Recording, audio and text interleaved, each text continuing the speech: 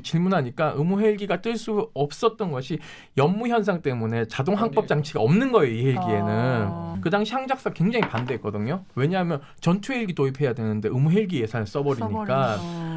그런데 이제 일선 부대 입장에서는 뭐 애들 집에서 사실 엄마 아빠 말도 안 듣는 애들인데 와가지고 우리 말 잘 듣겠느냐, 뭐 애들 심기경호 하느라고 너무 힘들다, 뭐 이렇게 얘기하는 분들도 계시고, 근데 SNS 통해서 폭로되고 나서 추가 제보를 저희가 받았는데, 네. 그러니까 2분 안에 화장실을 가야 되고 정해진 시간에 가서 용변을 봐야 되고, 그리고 물을 500ml밖에 안 주고 뭐 이런 것들이 이제 근데 이거 진짜 너무 심한 거 아니에요? 거의 포로 수준 아니에요? 대규모 인권 침해는 주로 어디서 일어나냐면 수용 시설. 댓글 읽어주는 기레기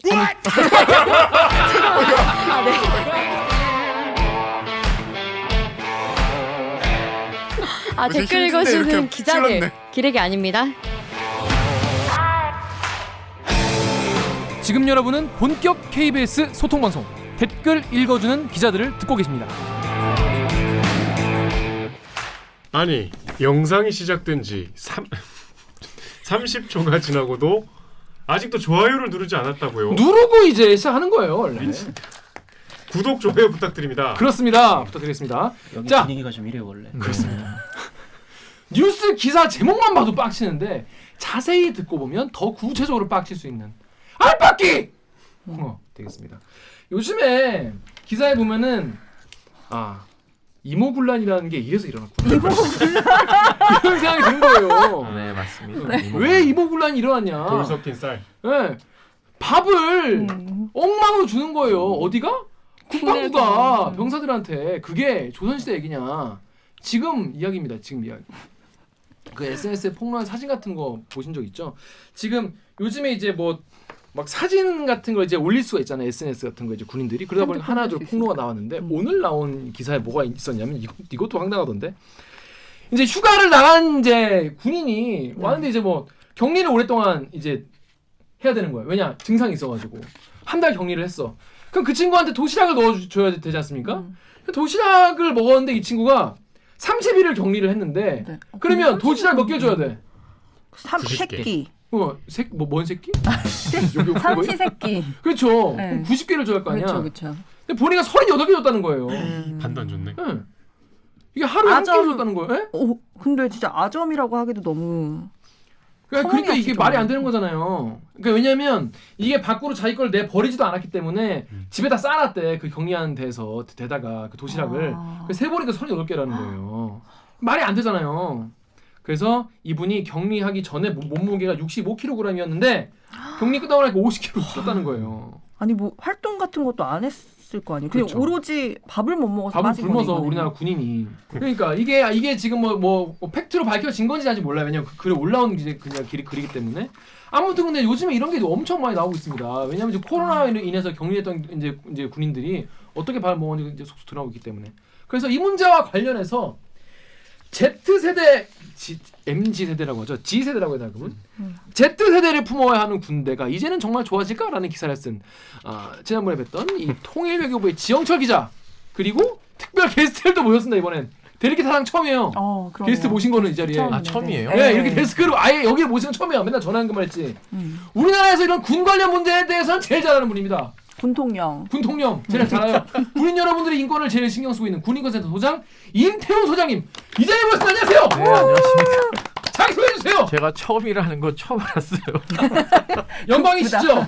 영광보다는 좀 잘못 왔는 거 아닌가라는 생각이 조금 들기도 하고요. 이제 예. 테스트 시범 케이스십니다. 네, 그렇군요. 제가 너무 잘해야지만이 다음 게스트가 올 수 있는 거죠. 네, 긴장이 됩니다. 네.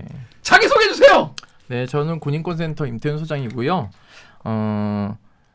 제가 전화를 하면은 가장 싫어하시는 분들이 장군분들인데 장군님. 또는 또 요즘 많이 좋아하세요. 왜요? 왜냐하면 일단 전화를 했다는 건 자기에게 뭔가를 인권 침해가 있으니까 시정하는 것을 요구하는 전화이기 때문에 기회를 기회를 주는 주는 거다. 거죠. 그렇죠. 그러니까 예전에는 전화하면 되게 싫어했는데 네. 요즘은 전화하면 태도가 조금 달라요. 어. 저희 부대에 무슨 일이 있나요? 이렇게 얘기를 저승사자구만. 하시거든요. 그게 되게 전향적인 태도네요. 좋아진 거네요. 네, 그래서 이제 근데 한 80%는 그렇게 이제 답을 하시고 한 20%는 이제 어쩌라고 뭐 이렇게 얘기를 하면 이제 어쩌라고 하시는 분들한테는 그 부대가 어떤지를 저희가 이제 보도자를 통해서 기자회견을 통해서 이제 적나라하게 어떻게 해야 이제 되는지를 알려드리는 거죠. 2021년 국방부 선정 최악의 민간인 제일 싫어하는 임태훈 사람. 상부셨고요. 자 그리고 지난번에 한번 인사를 드렸죠. 이 통일외교부 지영철 기자 자기 소개해 주시죠. 네, 안녕하세요. 저 통일외교부에서 국방부를 출입하는 지영철입니다. 전에 경항모 가지고 한번 했었고 이제 이번이 두 번째인데 이 군에 대해서 좀 오늘은 싫은 소리를 많이 해야 되는 아이템인데 그래서 군이 제일 싫어하는 이 임태훈 소장님을 특별 게스트로 제가 좀 제안을 드렸던 것이고 국방부 네네네. 출입 제한되는 거 아니에요? 네, 아무튼 뭐 이게 이제 차차 이야기를 할 텐데 뭐 네. 요즘 장병들이 어떤 사람인지 뭐 이제 취재하면서 좀 많이 느낄 수가 있었고 그런데 저도 벌써 이제 요즘 친구들을 이야기할 정도로 이미 나이를 많이 친구들. 먹어버렸어. 요즘 우리 이제 친구들. 퇴청해야 되는 세대가 되고 있어요. 젊은 사람들. 예. 됐습니다. 저는 이제 군대 현역으로 갔다 왔기 때문에 군대에서 내가 먹었던 밥을 떠올려봤어요. 이 기사를 보면서. 근데 그때는 약간 이제 엉망으로 나오는 날도 있고 당근이 너무 많은 날도 있어요. 어떨 때는. 왜냐하면 취사병이 이거를 이제 재료 관리를 잘 못하면 남은 걸 다 이제 썰어 넣어가지고 해야 되니까. 어떨 때는 밥이 되게 엉망인데 때는 뭐 그런가 보다 그냥 먹었던 것 같아요. 그때는 별 문제의식 없이. 이제 지금은 이런 게 하나둘씩 들어가고 있습니다. 뭐를 통해서? SNS와 스마트폰을 통해서 나오고 있어요. 그래서 어떻게 되고 있는지 실태는 어떻고 지금 조사는 어떻게 되고 있고 원인은 뭐고 앞으로 어떻게 될지를 한번 알아보도록 하겠습니다. 자, 첫 번째 이 기사 뭐 아시겠지만 사진만 봐도 누구나 이건 좀 아닌 것 같다는 생각이 들 거예요. 자, 여기 덕후 댓글 정렬 기자 읽으시죠. 덕후의 익명으로요. 와 씨발 강제로 끌고 갔으면 밥이라도 잘 주든가 교도소보다 이런 열악한 데구나. 게 말이 됨? 말이 돼? 제가 한 얘기가 아니고 댓글입니다. 댓글 한 얘기. KBS 사이트의 아들님이 저건 개도 안 먹음 헐 나라 지키는 군인들이 한참 먹는 나이에 저걸 먹고 힘쓰라고 미친. 그러니까 우리나라가 지난번에 경항모 도입 관련 얘기를 했지만 경항모에 몇 조를 쓰지 않습니까? 만드는데 썼죠. 2조. 예. 만드는데 2조. 탑재비가 전투기에 2조 3 2조 5천. 와 5조 원 쓴다는 5조 거예요. 네. 근데 그거를 조종할 애들이 배가 고픈 거지. 물론 조정은 뭐 소령이나 이런 분들 하시겠지만 그거를 굴린 애들 배가 고픈 거예요. 해군은 근데 상대적으로 밥을 잘 줘요. 그렇다고 합니다. 저는 얘기 들어가기 깨알 약간 그런데 아무튼 애들이 배가 고픈 거예요. 이런 걸 먹이는 거예요. 그러니까 이게 처음으로 요거 이 음식 관련해서 군에 이제 나오는 이른바 짬밥. 네. 이 짬밥이 이게 얘기 안 된다. 네. 이건 폭로가 처음 나온 게 어떻게 나온 겁니까 이게? 저희가 이제 작년에 원래는 10월 2일에 보도자료를 저희가 냈어요. 36사단에서 이렇게 보시면 이제 36사단. 네, 네, 이렇게 요 이제 카메라에 여기 네, 여기 네. 이제 뭐 멀리서 보면 그렇게 나쁘진 않아요. 그러니까. 부식이 형편없이 이제 제공되고 있다라는 제보를 직접적으로 받았고 제가 아는 지인을 통해서 받았어요.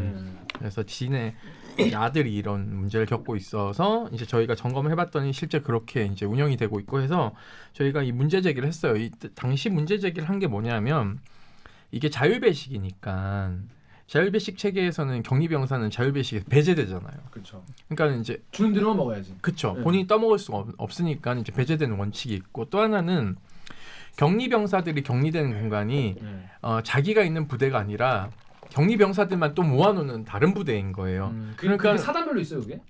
아니죠. 이제 예를 들면은 뭐 그 사단 안에 네. 어떤 대대나 뭐 이런 데를 지정해가지고 모아놓기도 하고 그래요. 사단 본부에 모아놓기도 하고 그건 천차만별로 군마다 다른데 다르구나. 문제는 여기가 식수계획이라는 게 있을 거 아니에요. 네. 그렇죠. 그 이제- 부대의 식수계획이 있죠. 예, 그 식수계획에서 사실은 없던 인원이 이제 생긴. 들어오는 거니까 그렇죠. 추가된 거죠. 식수계획이 반영이 안 되는 경우들도 있는 것이고 애초에 격리병사가 자율배식이 배제되니까 예를 들면 이 부대의 행보관이나 이제 이런 사람들이 먼저 좀 배식을 푸짐하게 챙겨줬으면 문제가 안 되는데 그런 방식이 아니라 대충 떠주거나 또는 남는 거. 상황에서 별로 남는 게 없으니까 있는 걸 떠다 주면서 이제 발생하는 필연적일 수밖에 없는 거죠.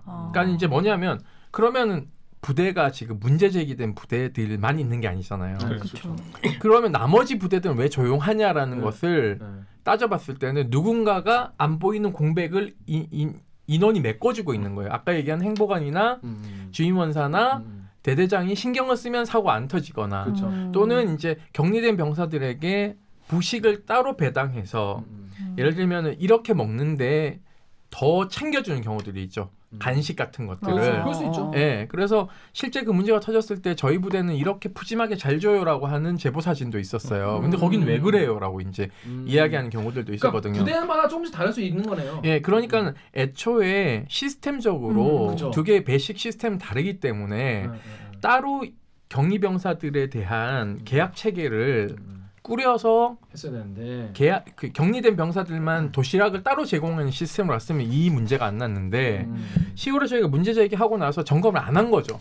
문제 제기는 10월에 했는데도 그냥 방치한 네, 그러니까 이게 결과가 이렇게 그렇죠. 격리는 의료적 행위이지 사실상 그냥 방치가 아닌데 그렇죠. 방치를 해서 문제가 터진 거예요. 그러니까 이거는 사실상 병사들이 참다가 이제 도저히 못 참겠다 하고 이제 폭로한 거라고 밖에 볼 수 없거든요. 결국은 그 군 고위 관료들이 이런 문제에 대해서 기등으로 듣다가 결국은 자기 수장인 국방부 장관하고 육군 참모총장이 국민들 앞에 고개를 숙이게 만드는 굉장히 후진적인 시스템을 가지고 있는 것이거든요. 그래서 파리쿡에 익명으로 이런 댓글이 달렸어요. 평소에는 군인 식당 잘 나와요. 재료도 좋은 거 쓰고요. 영양사도 있고요. 다만 취사병의 조리하기 때문에 같은 재료 다른 모양의 음식이 나오지만 평소 식단 저렇지 않다라고 하면서 옹호하는 분도 계셨는데 누구보다 아까 격리된 친구들은 사실 치료받는 과정이기 때문에 어떻게 보면 일반 병사보다 사실 영양 공급이 더 잘 돼야 될 것 같고 또 일반 병사라고 해도 지금 우리가 한 달 동안 식단이 나와 있는데 이게 영양적 규정 있는 식단인지 뭐 제대로 이게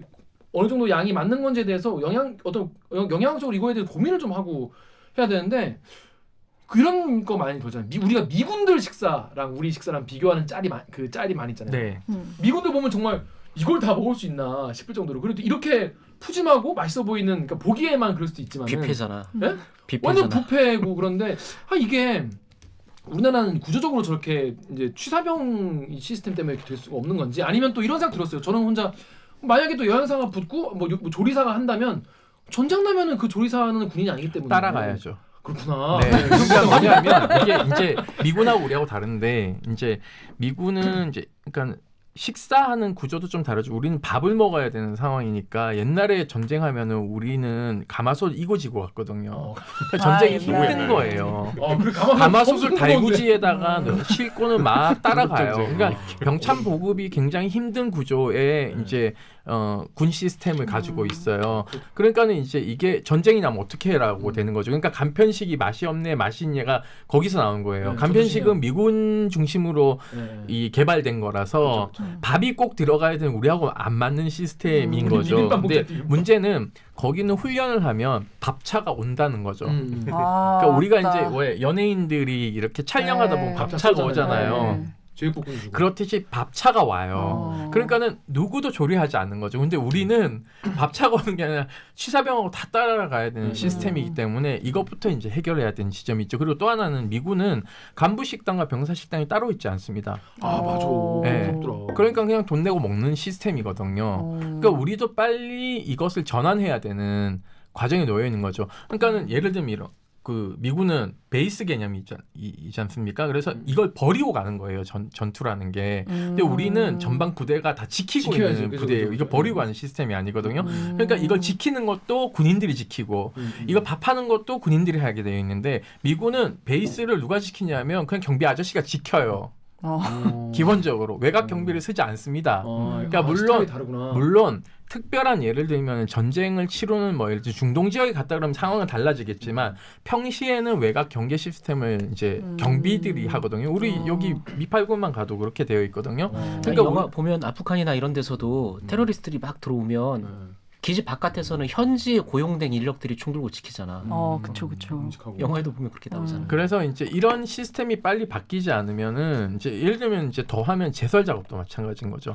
그러니까 이제 뭐냐면은 강원도에서는 눈 맞아. 치우다가 이제 볼일 다 사고 보는 나고 상황이 맞아요. 발생하는데 이거 제설 작업을 이제 민간인이 해야 된다, 민간 업체가 해야 된다는 얘기가 꾸준히 제기되고 있지만 여전히 그 보병인 사람들은 눈 오는 날 가서 눈을 다 치워야 되는 맞아요. 시스템인 거예요. 그러니까 이게 획기적인 이제 발상의 전환이 군 수뇌부가 있지 않으면 이것은 지금 최근에 뭐 인사복지실장이 나와서 검토해서 어떻게 하겠다라는 것은 저는 아무것도 안 하겠다는 얘기하고 똑같은 거예요. 그러니까 기본적으로 시스템은 그대로 두고 돈만 뭐 몇백억 더 추가하겠다 그리고 땡인 거잖아요. 아니, 그러니까 결국은 국회 가서 기재부하고 돈 더 달라고 얘기하는데 52조를 써요. 국방 예산이 네. 경항모 때문에 더 늘어난 것도 있는데 이제 우리가 45조, 47조 쓴다는 게 작년, 재작년 이런 얘기인데 52조를 쓰는데 지금 국방부는 이 호기를 노려서 다시 국방 예산을 늘리겠다는 거예요. 그러니까 뭐냐면 경항모 같은 쓸데없는 것들을 도입하지 말고 경항모는 사실 이게 우리가 원정군이 아니기 때문에 대항으로 나갈 일이 없거든요.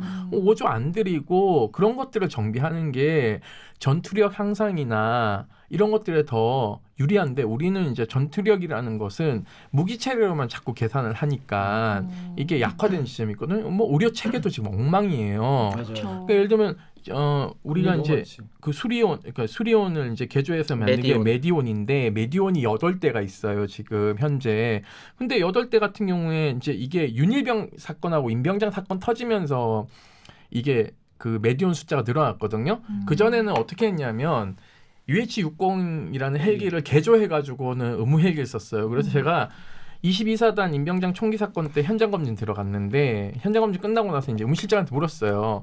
도대체 춘천 항공대에 의무 헬기가 있었는데 왜 의무 헬기 안 떴냐라고 질문하니까 의무 헬기가 뜰 수 없었던 것이 연무 현상 때문에 자동 항법 장치가 없는 거예요, 이 헬기에는. 그거는 근데 자동 항법 장치는 다른 헬기에는 그 당연히 붙어 있는. 민간 소방 헬기에는 자동 항법 장치가 있는 거죠. 그러니까 군에는 결국 너무 낙후돼 있는 거여서. 강원 119에다가 SOS를 쳐가지고 강원 119가 떴는데 여기가 GOP GP잖아요. 네. 여기를 들어가려면 항작사의 허가가 떨어지고 유엔사의 허가가 떨어져야 되고 북한에 통보까지 해야 되는 상황이에요. 정정협정에 따라서. 헬기가 떴는데 전화는 안 받고 계속 보고하고 있고 저기 어디라고 좌표를 찍어줘야 되는 군사지역이 아니니까. 그래서 5분만 늦었어도 죽었어요. 그 하사가 대퇴부 간송상 맞은. 그래서 우리가 이걸 알고는 제가 나와가지고 언론에 이제 인터뷰하면서 폭로를 했는데 그러면서 이 의무 자동 항법 장치가 달려있는 의무 헬기가 도입돼야 된다는 얘기를 한 거예요. 그 당시 항작사 굉장히 반대했거든요. 왜냐하면 전투 헬기 도입해야 되는데 의무 헬기 예산을 써버리니까 항작사 예산이 줄어든다고 생각하거나 또는 이제 유보된다고 생각해서 제가 그러면 이거 안 하면 제가 위원 사퇴하겠다라고 해가지고 밀어붙여서 이 도입된 거예요. 근데 여전히 8대가 가용 헬기가 적절한가는 저는 아니다라는 얘기를 하는 거죠. 왜냐하면 이게 이제 8대를 총 다 돌리는 게 아니라 한 4대 정도 돌리고 4대 정도는 정비나 그렇죠, 교육훈련을 그렇죠. 해야 원래 되기 그렇게 때문에 해야죠. 이게 배치를 하다 보면은 동부전선 즉 이제 그 대관령을 중심으로 한 이 그 태백산맥의 영동과 영서 지역인데 영동 지역에서 헬기가 넘어갔다 왔다 갔다 하는 게 피로도 높기 때문에 그쪽 지역에 헬기 배치를 해줘야 되는데 그게 또 안 되는 거예요. 그러니까는 뭐냐면 전투력이라는 것이 향상되기 위해서는 무기 체계만 있는 게 아니라 이 병사들이나 간부들의 적절한 건강 유지와 그렇죠. 이런 그게 더 것들을 중요할 수 유지하는 것도 사실은 되게 중요하거든요. 당연하죠. 그러니까 그런 거 자꾸 배제하고. 근데 그런 게 네. 잘 겉으로 보이지 않아서 네. 사람들한테 자랑하기 좀 자랑하기 어려워서. 네. 그리고 눈에 안 띄니까 뭔가 아이템 막 이렇게 막 전투 아이템 같은 거 막 사가지고 자랑하고 싶은 티 나는 것만 자꾸 하려고 하고 실제로 이런 뭐 건강이나 의료나 먹는 거나 이런 거에 대해서는 신경을 그동안 많이 안 썼다고 봐야 되겠네요. 그렇죠. 안 썼죠. 그러니까 사실은 이런 부분에서 이제 뭐냐면 간부 식당하고 병사 식당을 차등화해서 따로 두지 않으면은 이런 문제들은 급속도로 빨리 해결되거든요. 근데 자꾸 이제 병사 식당하고 간부 식당 분리하고 간부 식당은 잘 나오나요?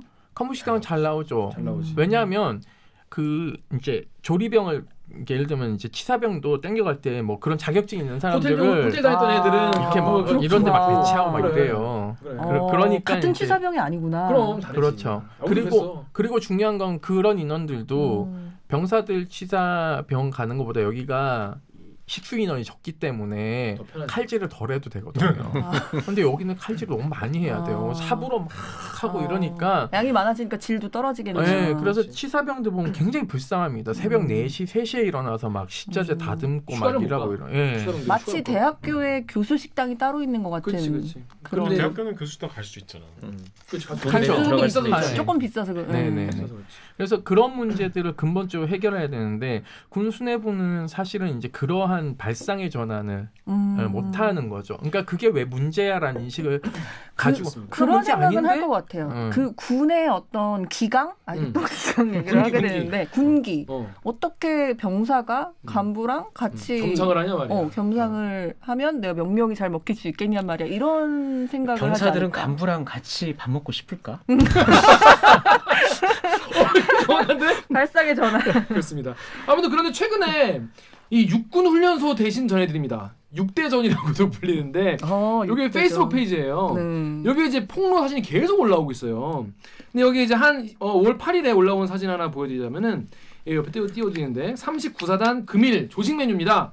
국은 떡국입니다. 김도 없고요. 노란 반찬은 계란찜입니다. 정말 억울해서라도 이렇게 제보합니다라고 얘기를 해요. 이 여기 이제 댓글 여기 달린 댓글 우리 오기정 기자가 좀 소개해 주시죠. 6대전 페이지에 달린 댓글인데 먹다가 찍은 거예요? 국방부에서 약속한 게 일식 3찬 아니던가? 김치를 1찬이라도 쳐주 1찬이라도 1찬이라고 쳐주더라도 진짜 너무한 거 아닌가? 이 6대전에 그 올라온 사진 지영철 기자 좀 많이 봤죠? 이런 처음 봤을 때 우리는 좀 당황스럽지 않았어요? 어땠어요? 근데 이제 그 이런 식의 이제 SNS 폭로가 네. 기자들한테는 상당히 이것도 어떤 예전과는 진짜 달라진 모습이죠. 왜냐하면 언론사에 제보를 한다거나 또는 뭐 군대 여러 가지 이제 고충 처리 절차들이 있는데 이제 이런 걸 거치지 않고 이렇게 바로바로 이렇게 올라오는 양상도 좀 그 전에 없었던 양상이고 일단 이거 보면 누구나 다 어떻게 이런 밥을 먹을 수 있지 뭐 이런 생각도 하게 되고 올라오면 바로 이제 육군에서는 바로바로 이제 화들짝 반응은 빨리빨리 해요. 그러니까 이게 실제로 어떻게 진짜로 이렇게 지급된 게 맞는 건가? 그렇죠. 이렇게 반응도 빨리빨리 오게 되고 다만 이제 이 언론의 입장에서는 제보를 갖다가 우리가 그대로 또 방송을 하진 않잖아요. 우리 그렇죠. 이제 사실 확인을 해야 되잖아요. 그러니까 근데 이 사람이 올린 게 물론 이런 걸 올리면서 거짓말하는 사람은 없겠지만 또 여러 가지 뭐 이런 어쩔 수 없는 상황이라던가 뭐 그런 게 있을 수도 있는데 그죠. 답답한 거예요 기자들 입장에서. 왜냐하면 확인을 해야 되는데 이 사람들은 지금 현역 병사들이니까 우리가 그러니까. 바로 접촉이 안 되잖아요. 연락처도 네. 모르죠. 연락처도 모르고 뭐 그래서 이걸 올라오는 족족 기사 처리를 어느 수준으로 우리가 그러네. 기사를 처리를 해야 되나 그리고 어느 방식으로 검증을 해야 되나 이게 이 어떤 저널리즘 어떤 취재와 보도에 있어서도 이거 상당히 지금 그 어떤 만만치 않은 지금 물음을 지금 우리들한테 던져주고 있는 거예요. 되게 파괴적이죠. 그러니까 어느 정도는 군에서 인정을 하는 경우도 있어요. 그렇죠. 그러니까 군에서 확인을 해주는 경우도 있고, 근데 또 이게 군하고 이제 통화를 해보면 심지어 이런 경우도 있어요. 이 군도 이거를 갖다가 은폐하려는 게 아니라 확인을 해야 이제 무슨 조치를 하고 경위를 파악을 해서 하다못해 간부들 징계라도 한다거나 뭐가 할 거 아니에요. 그런데 군에서 이거를 갖다가 파악하는 순간 이 사람은 또 마치 나를 색출하려 하나 이렇게 느낄 수가 있다고. 그러니까 육군 같은 경우도 이걸 막 이러지도 저러지도 못하는 거예요. 왜냐하면 병사 입장에서 나를 색출하려고 하나 이렇게 생각할 수 그렇죠. 있다. 그러니까 군에서는 그럴 수 있죠. 선의를 가지고 이걸 경위를 파악을 하려고 접근을 해도 하더라도 병사 입장에서는 나를 색출하려 하나 이렇게 그치. 받아들일 수가 있기 때문에 그치. 그러니까 이 군도 굉장히 지금 이거에 대해서 어떻게 많이 할지. 곤혹스러워하고 있어요. 그렇겠네요.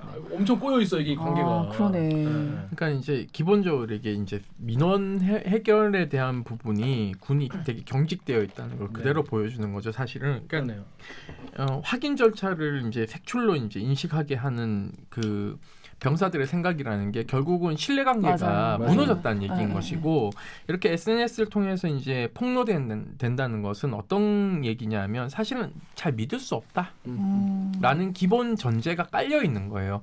그러니까는 폭로 방식도 예를 들면은 SNS가 아니라 예를 들면 각 언론사 제보를 해도 되는 상황인데 그것이 아니라 이제 공론화장으로 바로 이제 광장으로 끌고 가는 방식인 거죠. 맞아요. 그러니까는 뭐냐면 기존의 매체들이나 기존 단체들도 못 믿겠다라는 게 인식에 깔려 있는 거예요. 그러니까 그 누구도 믿을 수 없으니까 나는 모두가 볼 수 있는 광장에다가 이것을 효시할 거야. 니네들 빨리 해결해라는 이제 굉장히 뭐라 그럴까 이제 영리한 방법 또는 그렇죠. 그 불신이 가득한 거기 때문에 지금 현재 국방부가 내놓은 해결책으로는 저는 이것은 미봉에 그칠 것이다. 맞아요. 이런 문제는 이제는 핸드폰이 주어졌기 때문에 언제 어디서 어떤 방식으로 터질지 전혀 모른다. 발상의 전환을 해야 되는데 지금 되게 문제를 해결하는 방식이 뭐냐면 뭐 1303을 어떻게 더 강화할 것이냐. 1303이 네, 국방 헬프콜이라는 아. 방식.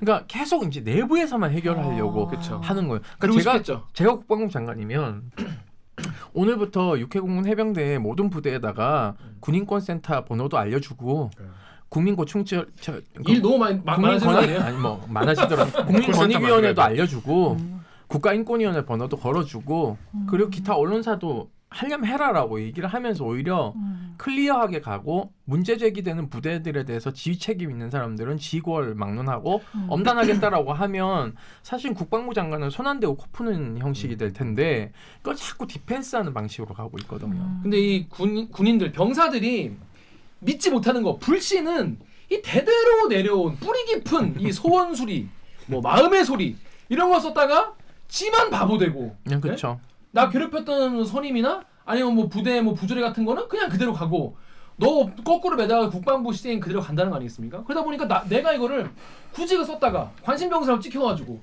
다른 부대 전출 나갔는데 왕따 당하고 이게 어차피 내가 평생 있을 것도 아닌데 우리 직장도 아닌데 가족도 아니야. 2년 동안 이러고 있다 가지 뭐 이런 생각까지 드는 거예요. 네, 그렇죠. 그러니까 이게 그렇다면은 내가 관심병사로 찍히지 않고 내가 군생활에 지장받지 않는 선에서 이걸 문제를 제기하고 내가 정말 미운 간부들 연맥일 수 있는 가장 좋은 방법은 뭘까? SNS 올리는 거인 거죠. 이게 100% 이해합니다. 저는 네, 뭐 근데 말씀하세요. 저는 근데 그 군의 대응 방법이 약간 실망스러운 건 뭐냐면 전 군대 안 가봤으니까 이 상황을 그냥 소비자의 관점에서 내가 어디 식당 가서 예를 들면 머리카락이 나왔다. 근데 프랜차이즈 레스토랑이다. 근데 그 프랜차이즈 레스토랑 손님 머리 떨어진 거 아니에요? 라고 할 수 있지만 우리가 그건 적절한 CS가 아니라고 생각을 그렇죠.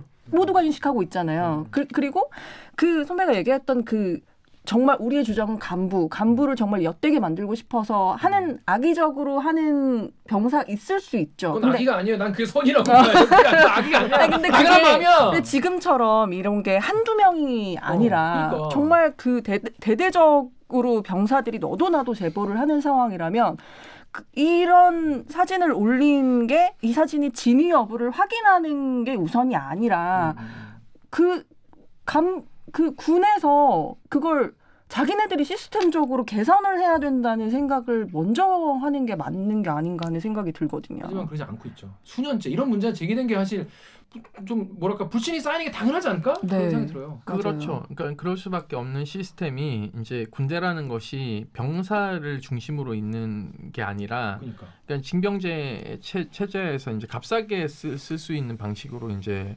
소비되고 있거든요. 맞아요. 그러니까 사실은 이제 지금 현재 뭐 그 젠더 갈등이라고 얘기하는 여성 징병제 얘기 나오는 것도 이렇게 소비되는 방식에 대한 불만이 그렇죠. 근본적으로. 그런 시스템에 대한 문제 제기를 해야 되는데 약자로 공격하는 방식으로 이제 왜곡되는 지점도 있는데 결국은 병사들이 이제 겉으로는 신성한 국방의 의무를 하러 갔다라고 얘기하지만 헌법 39조 1항에 따라서 이제 가는 건데 네. 그 뒤에 조항인 39조 2항을 보면 군 복무로 아, 2항이 인해서 불이익을 받지 아니한다라고 되어 있어요. 그렇군요. 그러니까 이 항에 대한 명제에 대해서는 정치권이나 누구도 주목하지 않는 거예요. 근데 사실은 병사들이 문제 제기하는 건 이 항에 대한 문제 제기예요.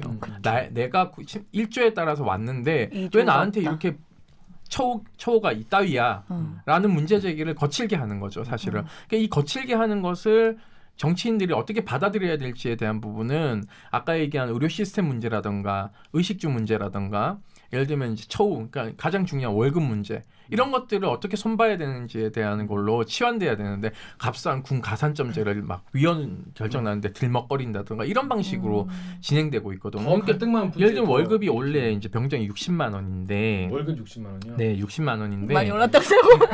60만 원인데 또 가고 싶다. 이제 그 문재인 정부가 얘기한 게 최저임금의 50%를 지급하겠다라고 네. 얘기를 했어요. 저는 이제 출발은 좋았다고 생각합니다. 근데 문제는 이제 이것이 종착점이 돼서는 안 되거든요. 그러니까 출발은 되게 잘하셨어요. 그리고 그 획기적인 거라고 생각하고 있어요. 왜냐하면 저희하고 정책 협약했을 때보다 더 많이 퍼센테이지를 측정해서 갔거든요. 그렇기 때문에 이제 첫 단추를 잘 끼웠는데 두 번째 단추를 어떻게 끼워야 되냐 하면은 우리 사회가 의무병인 병사들에게 월급을 얼마를 줘야 되는지 사회적인 논의 합의가 없어요. 그러니까 예를 들면 없었어요. 그러니까 KBS도 월급에 대한 체계를 이게 노조하고 경영 그쵸. 측이 협상하기도 하고 그쵸. 그거를 이제 해마다 호봉수부터 물가 시작해서 물가 상승 인상해가지고 얘기하고. 월급표를 짜잖아요. 네. 그럼 병사들도 사실은 그 월급표를 짜줘야 되는 거죠. 맞아요. 네. 그러니까 여타 공무원들은 다 그 과정을 거치는데 우리는 그게 적정이 얼마인지에 대한 부분이 없는 거예요. 기초생활수급권자의 몇 %를 할 것이냐,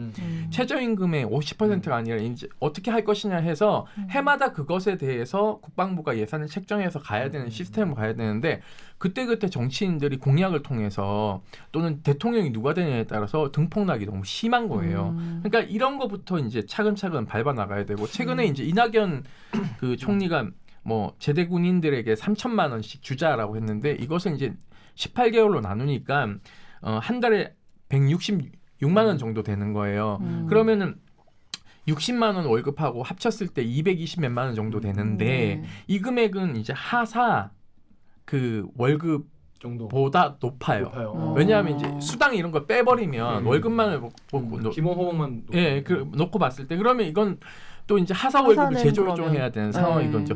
어떻게 그러면 위에도 다 올라가야 되는 거예요. 그러니까. 하사 뭐, 조정하면 중사도 그냥 밑에만 올라가는데 위에는 안 올라가대요. 너무 비싸. 위에는 위에 올라가면. 역전 안 되는 네. 그래서 일단은 이제 이러한 문제점들이 있기 때문에 이러한 문제를 근본적으로 어떻게 안착시킬 것인가를 정치권이 논의해줘야지 분노한 20대 청년들이 국가를 믿고 갈 수 있는 시스템이 되는 거예요. 그러니까 옛날에는 이제 군인 병사에 대해서 약간 뭐랄까 이런 표현이 말할지 모르지만 이제 우리가 전쟁을 계속 하고 있는 휴전 상태라고 해서 되게 당연하게 생각했던 것 같아요. 군인이 와서 뭐 2년 그냥 고생하는 거 당연하지 뭐 남자라면 누구나 가야지 이런 생각으로 인권이라던가 거기서 무슨 이런 거를 나에게 뭐 부당하다고 얘기를 하면은 뭐 빠져갖고 말이야 군인이 뭐 그런 뭐 이런 식으로 뭐랄까 우리 어른도 그리고 병사 당사자들도 간부들도 되게 그런 거에 대해서 되게 외면해 오고 그냥 그렇게 쉽게 생각해 온 게 아닌가 그런 생각이 드네요. 그 MZ 세대들은 이제 그 군인의 기본권이라는 건 시민하고 똑같아야 된다라는 칸트가 100년 전에도 얘기한 그 제복입은 시민 개념에 대한 부분을 그들이 배워서 아는 게 아니라 이제 그 MZ 세대들은 본인의 인권 문제에 대해서 그 공교육을 통해서 학습받아서 이제 온 세대들이에요. 그렇죠. 그러니까 지금 이제 86세대들은 민주주의 투쟁을 했지. 교련 수업 받았지 교련 수업. 그렇죠.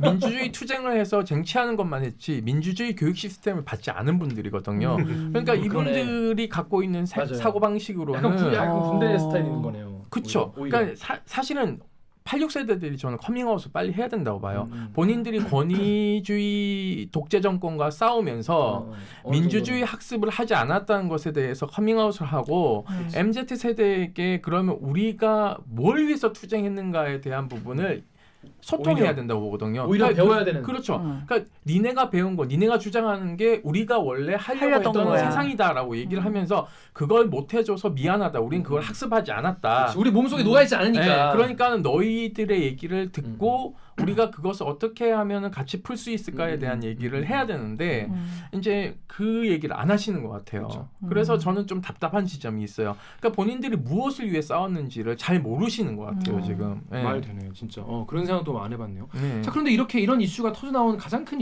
그 원인 중에 하나는 뭐냐면 군대 안에서 이제 스마트폰을 쓸 수 있다는 거예요. 그렇죠. 이거 너무 웃겼어. 저희가 이제 원흉이에요. 원흉이에요? 네. 아 원흉 여기 계셨네. 왜냐하면 이 사다를 자, 근데 말씀하시기 전에 요거 댓글 하나 읽고 갈게요. 정혁 기자 여기 클리어한 댓글 하나 읽으십시오. 카우보이 태봉님이 군대에서 휴대폰 허락해준 건 부정적이었지만 지금은 생각이 바뀌었습니다. 오. 기강도 해이해지고 전후에도 사라지고 아무튼 본인은 부정적이었는데 부정적이셨구나 이분은. 최근 군인들의 억울한 군 생활을 들으면서 일단 그것부터 바로잡아야 할 것이라는 생각이 드네요.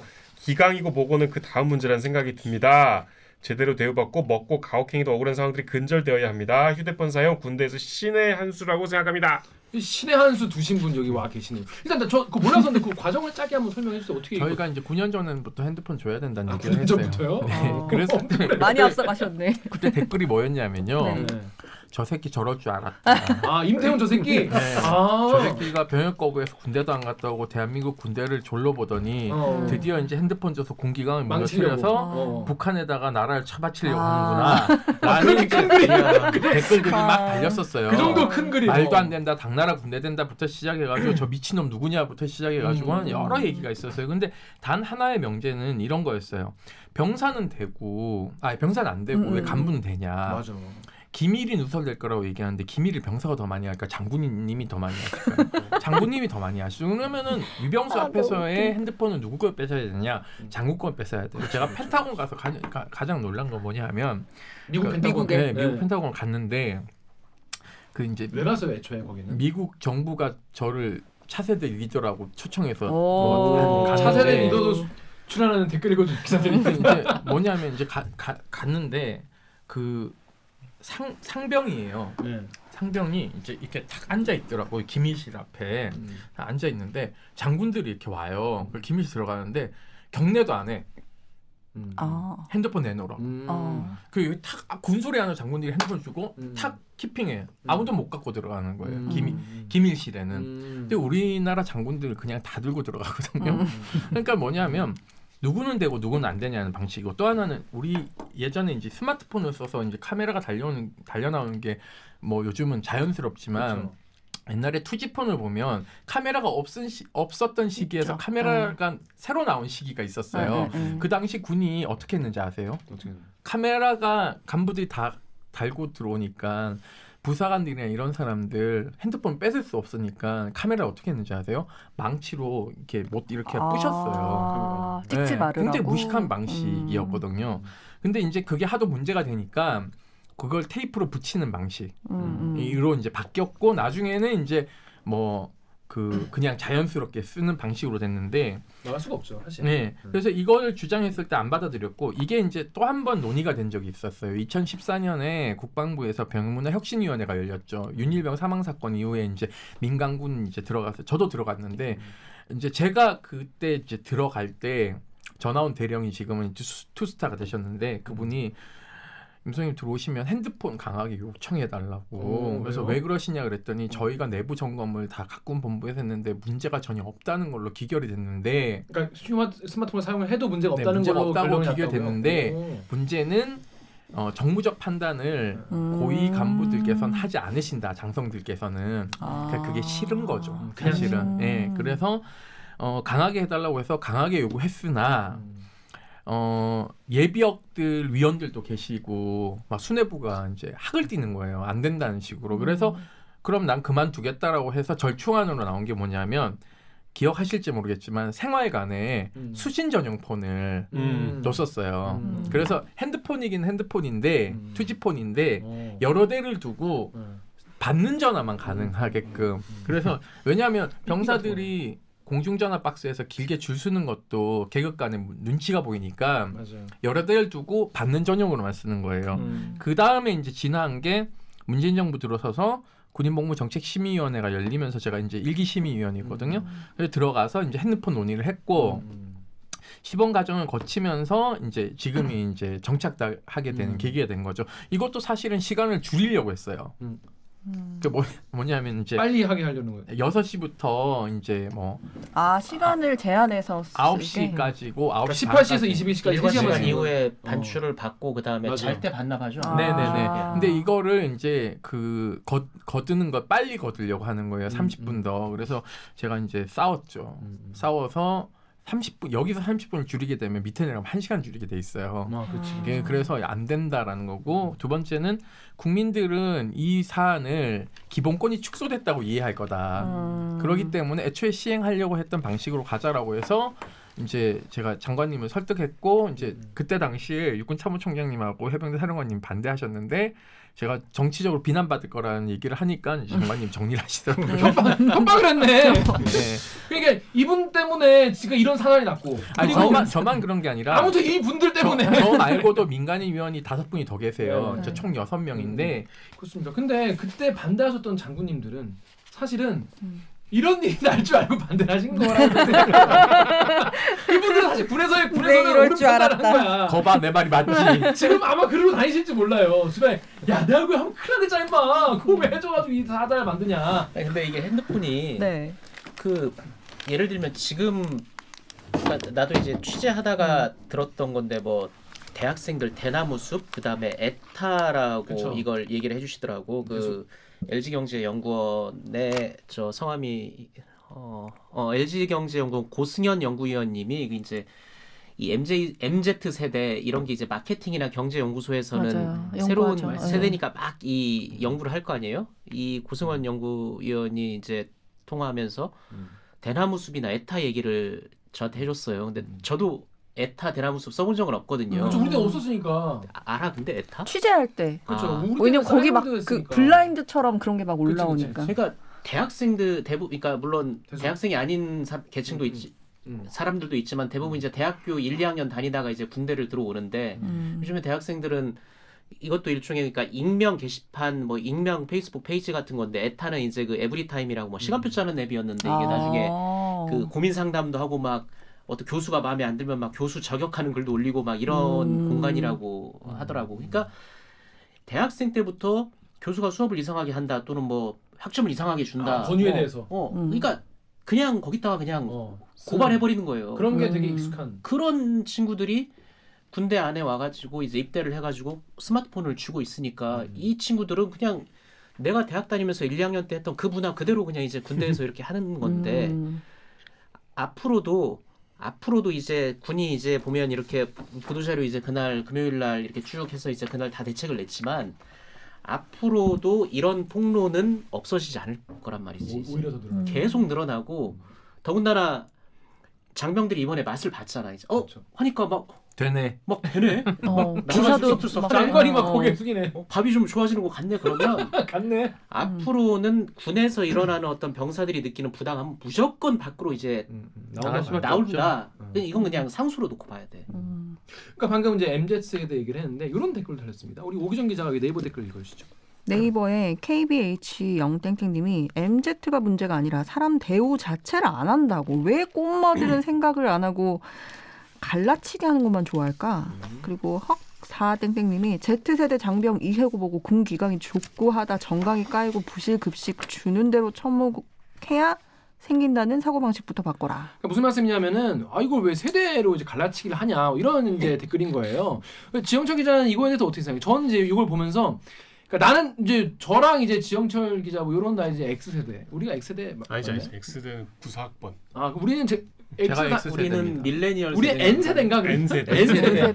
우리 N 세대. X 세대는 이제 아저씨들이고 이제 저 이제 N 세대인데 N 세대라고 해서 스마트폰이 있었으면 우리도 이제 이렇게 올리지 않았겠나 이런 생각을 하는 건데 사실 이제 이런 저는 이 댓글을 보면서 처음에는 그런 생각도 했어요. 스마트폰이 지급이 되면서 이런 게 나오는 게 아닐까 생각했는데 또 생각해 보면 아까 말씀하신 대로 지영철 기자 말대로 지금 이른바 Z세대 분들 얘는 이런 게 되게 일상적으로 이렇게 권유에 대해서 옛날에는 교수가 그렇다면 그런 줄 알아야지 뭐 대대장이 뭐 그렇다면 그런 줄 알아야지 뭐 이런 거였다면 아버지가 이렇게 말하면 그런 줄 알아야지 뭐 이런 거였다면 지금은 뭐 네가 뭔데 왜 말도 안 되는 내가 봤을 때 이해 안 되는 소리를 왜 네가 하고 있냐 왜 나에게 부당한 내가 당연히 마땅히 누려야 될 걸 왜 네가 뭐 어른이라는 이유로 네가 내 직속 상관이라는 이유로 그걸 침해하냐라고 폭로하고 이거에 대해서 당연한 피드백을 받는 게 되게 익숙한 세대 분들이라는 거죠. 그게 정말 물론 어떤 인간을 어떻게 대하고 기본권 이거는 이제 일종의 시대나 이런 걸 초월한 그냥 그렇죠. 그 관통하는 당위인데 네. 다만 이제 지금 입대하는 이제 Z 세대들은 이제 MZ 세대, M도 아니고 이제 Z 세대들인데 우리가 이걸 얘기하는. 보면 이게 저 국방논단이라고 한국 국방연구원에서 이렇게 발행을 하는 이런 게 있는데 여기도 보면 나와 뭐냐면 뭐라고? 논문인가? 그러니까 지금 그러니까 장병 적응 지원을 위한 청소년 세대에 의해 그러니까 지금 군대에 들어오는 이 세대들을 어떻게 이해할 것인가에 관한 이제 글인데 우리 저기 그 출입하시는 조빈나 선배께서 좋네 그죠. 그 취재를 내가 아이고 Z 세대이고 어떻게 얘기를 할까 막 머리 싸매고 있으니까 이제 좀 참고하라고 이제 이 글을 나한테 주셨는데 보면 그 나와 현재 청소년들은 어린 시절부터 자신의 손에서 스마트폰을 이용해 인터넷에 접속할 수 있던 세대이다. 그러니까 우리만 돼도 뭔가 하려면 앉아서 컴퓨터를 켜고 막 접속하고 뭐 모뎀 이래야 연결하고, 되고 피처폰을 사용을 했고 그런데 얘네들은 그런 게 없이 바로 그냥 네트워킹이 되는 거잖아요. 관문을 통하지 않고 그렇죠. 그런 거고 그래서 이런 환경에서 청소년기를 보낸 20대 초반의 청년임을 생각해 볼 때 기존의 세대는 다른 특성을 보이고 있는 이들에 대한 이해를 통해 장병 적응 지원 대책을 준비하는 것이 필요하다. 이미 군대는 알고 있었다고. 몇 년에 나온 거예요? 그건? 이게 2020년 11월 31일에 근데 이제 그러니까 이런 이제 지영철 기자님이 얘기하신 것처럼 이런 것도 있지만은 군이 장벽도 이제 무너진 것도 있어요. 그러니까 2014년도 윤일병 사망 사건이 이제 발생하면 그러니까 우리나라 군대는 윤일병 사망 사건 이전과 이후로 나뉜다라고 봐도 예. 무방한데 왜냐하면 전 국민이 거의 분노한 사건이었죠. 근데 문제는 이때 당시 군인 복무 규율이라는 게 있었는데 군인 복무 규율에 따르면 이제 교육을 받으셨을 거예요. 군대 가면 기억하시겠지만 지휘 계통을 통해서 문제 제기하지 않고 외부에 발설하면 징계할 수 있다라는 규정이 있었는데 이 규정이 윤일병 사망 사건 이후로 폐지됩니다. 그래요? 네. 그래서 이제는 외부에다가 뭐를 문제 해결을 요구해도 징계할 수 있는 근거가 없어졌어요. 그러니까 계속 그런 식으로 교육을 했거든요. 그런 진입 장벽이 없어졌고 이 군인 복무 규율은 윤일병 사망 사건과 더불어서 이제 폐지됩니다. 어떻게 폐지되냐면 군인 복무 기본법으로. 그러니까 군인의 기본권을 나열한 법률로 바뀌는 거예요. 그러니까 뭐냐면은 통제 일변도에서 기본권을 보장하는 것으로 이제 이 우리 군 체계도 바뀌었기 때문에 거기에 제도가 바뀐 것 플러스 이제 MZ 세대들이 들어오기 시작한 이 제도를 활용해서 외부로 그냥 마구 분출되는 거죠. 그러니까 제도적 뒷받침이 있었기 때문에 네네. 이런 일이 일어나도 그렇죠. 더 제도 뒷받침도 해결이- 있었고 그와 같은 큰 사건이 있었던 거죠. 그래서 윤일병 사망 사건 이전에는 당사자들이 문제 제기를 하는 그 상담 전화나 제보가 건수가 굉장히 낮았는데 안 믿으니까. 왜냐하면 이제 겁도 나기도 겁나죠. 하고 네. 그래서 주로 친구들이나 친척들이나 부모님들이 전화 왔다면 맞아요. 윤일병 사망 사건 이후로는 지금 저희가 작년 통계를 내봐도 80% 이상이 당사자 전화예요. 바뀌었어요. 이게 예전엔 20% 정도가 당사자였는데 이제는 이제 당사자들이 꺼림낌 없이 전화해서 마구 얘기한다는 거죠. 그래서 플랫폼이 이제 바뀌었기 때문에 거기에 대한 그러니까 뭐냐면 여기에 대한 적응을 군 수뇌부가 못 하고 있는 거예요. 네, 왜냐하면 한국국방연구원이라는 데는 네. 국책기관이고 네. 국방부 산하 연구기관이라고요. 근데 2020년에 저런 보고서가 나왔다면 저것을 요약해서 꼼꼼하게 군 수뇌부가 읽었다면 사실 오늘과 같은 사태가 일어나면 이런 해결책이 안 나오죠. 사실은 맞아요. 저기에 맞게끔 해결책이 나와야 되는데 아직까지도 이제 난 넣고 기억자도 모르는 방식으로 저렇게 이제 사후 약방문이라고 내놓는 게 저는 오히려 이 문제가 저는 끝나지 않았다. 계속적으로 지속될 것이다. 바로 그런 말씀을 하신 댓글이 있습니다. 우리의 왜 아슈트카님이 야 군바이를 작년에 핸드폰 풀린 뒤에 2021년 돼서야 스마트폰과 SNS 세상에 근 70년 동안 지들이 보안 운운하면서 그동안 은폐해 오던 짓이 이제 죄다 뚫리기 시작하고 새로운 시장에 익숙해지려면 몇 년간 니들 피똥 좀 싸야 할 거다. 크크크. 저랑 똑같은 생각이에요. 이래도 죽자 사자 그동안 병사들 핸드폰 사용 막은 것이지라고 해요. 저는 사실 139 보급병이었거든요. 그러면 부식 타오고 뭐 네. 막 마스터 가고 뭐 양파 주스 막 가져오고 막 근데 그때도 막 불출 안 하고 있다가 뭐 부대장군 진단 온다고 하면 산에 그거 다 올라와서 묻고 숨기고 막 그런 짓 했어요. 말도 안 되지 엄청 많이 했거든. 근데 이제는 그런 뻘짓들을 못 하다 이제 다 걸린다는 거예요. 이게 Z세대를 말하는 용어 중에 이제 참여 효용이라는 단어가 하나가 있는데 맞아요. 이게 네. 뭐냐면 사회 문제에 대해서 그러니까 Z세대에 절대로 개인적이지 않아요. 그러니까 사회 문제에 대해서 내가 부당함을 느끼면 참여를 해. 그렇게 해가지고 바꿨을 때 그걸 보면서 막 또 쾌감을 느끼고 뿌듯하고. 그렇죠. 그래서 뭐 촛불 집회라든가 또는 뭐 반일 불매 운동 같은 것도 Z세대가 이 실시간 커뮤니케이션으로 자신의 의견이나 표현에 대해 타인의 반응을 확인하며 즉각적인 피드백을 교환한다. 실제로 정치적 사회적 문제가 이슈화될 때마다 청소년 세대들은 적극적으로 자신의 의견을 개진하고 참여를 독려함으로써 사회운동의 주체적인 집단이 되기도 했다. 이 국방문단에 이게 나온 내용이죠. 알고 있네 자기도. 근데 이게 그러니까 안에서 이 친구들은 해결하려고 하지 않지. 왜냐면 얘기하면 군대는 위계질서가 있고 보고 결정하면 또 하달 되는데 밖에다가 SNS에 또 올려버리면 바로 반응이 탁탁탁 오는데 위에서부터 치는 거지. 언제 그걸 기다리겠냐고. 그리고 내가 부당함을 느꼈을 때 참지 않아. 이렇게 바꾸고 싶어 한단 말이에요. 그리고 수단도 이미 다 있어. 스마트폰도 다 있어. 그래서 아까 말씀드렸던 고승현 연구원도 실제로 이제 군인들 간부들을 상대로 군에 가서 강연을 했대요. 강연을 했는데 어떻게 얘기를 했냐면 예전처럼 사내가 그 정도도 못 참고 식으로 접근하면 사내가 그것도 못 간부들 참고 망한다 이제. 그치 그런 식이었어. 큰일 납니다. 지금 병사들은 군대 오는 것 자체도 빡치죠. 일종의 뭐 피해의식 또는 그렇죠. 뭐 우리가 이대남이라고 얘기를 많이 하는데 이제 약간 그걸 젠더 갈등에서 내가 여자들에 비해서 내가 남자여서 차별받아 뭐 이게 뭐 당위를 떠나서 이거 현상이라고 그런 느낌이 있는 것도 사실이에요. 그러니까 이건 당위를 떠나서 근데 내가 군대 온 것도 억울해 죽겠는데 내 이것까지 참아야 돼? 그러니까 이런 식으로 반응을 한다는 거지. 그래서 뭐 군대는 다 그렇지 뭐 군대 가면 원래 군대는 고생하는 거야. 이 자체를 받아들이지 않아. 받아들이지 않아. 맞아요. 그렇습니다. 이게 내부에서 이걸 해결한다는 것 자체가 불가능하고 내가 이미 어떤 스마트폰이 지어져 있고 아까 말한 대로 제도 뒷받침도 돼 있고 그 요즘에는 말이죠. 정말 저도 이 유튜브를 하면서 알게 된 건데 사람들이 전 몰랐어요. 많은 사람들이 사회 변화에 자기가 참여하고 싶어해. 우리가 문제가 되는 이슈에 대해서 대립기가 다르면 밑에 댓글로 우리가 뭘 하면 되나요? 이런 댓글이 엄청 많이 달리거든요. 그래서 저는 이분들이 뭔가 어떻게 본인이 뭔가 하고 싶어하는 바꿀 수 있다라는 것을 알고 그런 거를 하고자 하는 욕구가 있구나. 군대 내에서 이런 게 있고 이게 실제로 변화로 이어졌기 때문에 아까 선생님 말씀하신 것처럼 이건 계속 앞으로 나올 거다라는 말씀하시는 거죠. 그리고 덧붙이면은 이런 것도 있죠. 그 당사자들이 이제는 참고 안 참고를 떠나가지고 문제 제기를 하는 방식에 대해서도 이제 뭐 어떤 방식이냐면 사단장한테 카톡 보내는 병사들도 있어요. 죄송합니다. 이게 저는 옛날 군대 나와가지고 그러니까 이제 뭐냐면 이제 없어요.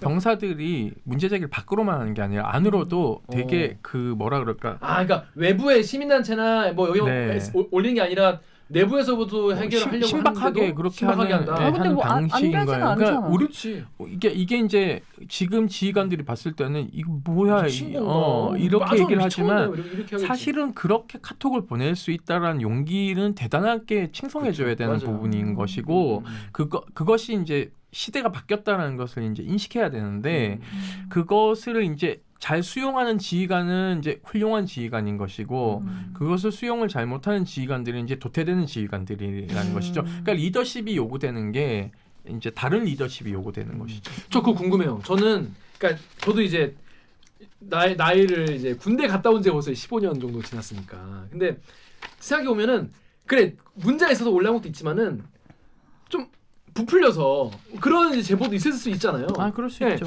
그런 거에 대해서 간부들은 되게 억울해할 것 같아, 사실. 취재한다고 전해본 애들이 요즘에 막 그렇게 좀 오바해서 한다 이런 얘기도 많이 간부들을 할 것 같은데 혹시 그런 반응도 있었나요?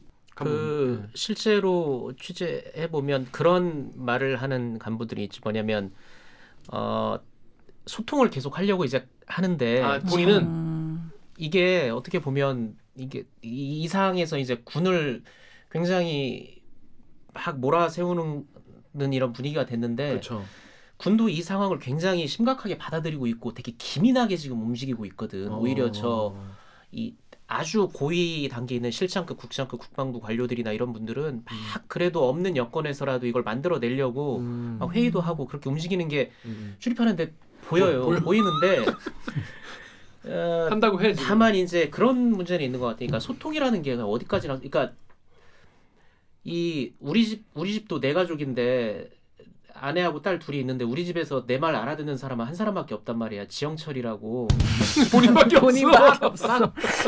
아니 나랑 그 우리 다른 거 가족도 내가 분명히 한 말을 못 알아듣고 그럴 수 있죠. 막 언제 그런 말이 있어 이렇게 있는데 이 간부들 입장에서는 아무리 설명을 해도 이렇게까지 해줬는데도 이렇게 못 알아듣고 설명을 다 했는데도 오해를 하고 뭐 이런 경우가 실제로 있을 수 있죠. 케이크 사건 같은 경우도 이게 케이크 사건? 케이크, 케이크 생일 케이크. 생일 케이크 사건이 뭐예요, 이게? 이게 그 이제 병사들이 자기 생일이 되면 그 이제 모아서 이제 생일 케이크를 해가지고 이제 초코가- 축하를 해줘요. 초코파이로 하자. 초코파이로. 아니요, 이게 생일 케이크의 예산이 각 부대마다 책정된 게 야 있어요. 요즘 군대 그래서 좋아졌네. 이제 그 우리 때는 초코파이에다가 요플레 부어가지고 했는데. 아 라떼 좀 이제 그만해. 요즘 이제 이렇게 바뀐 거죠.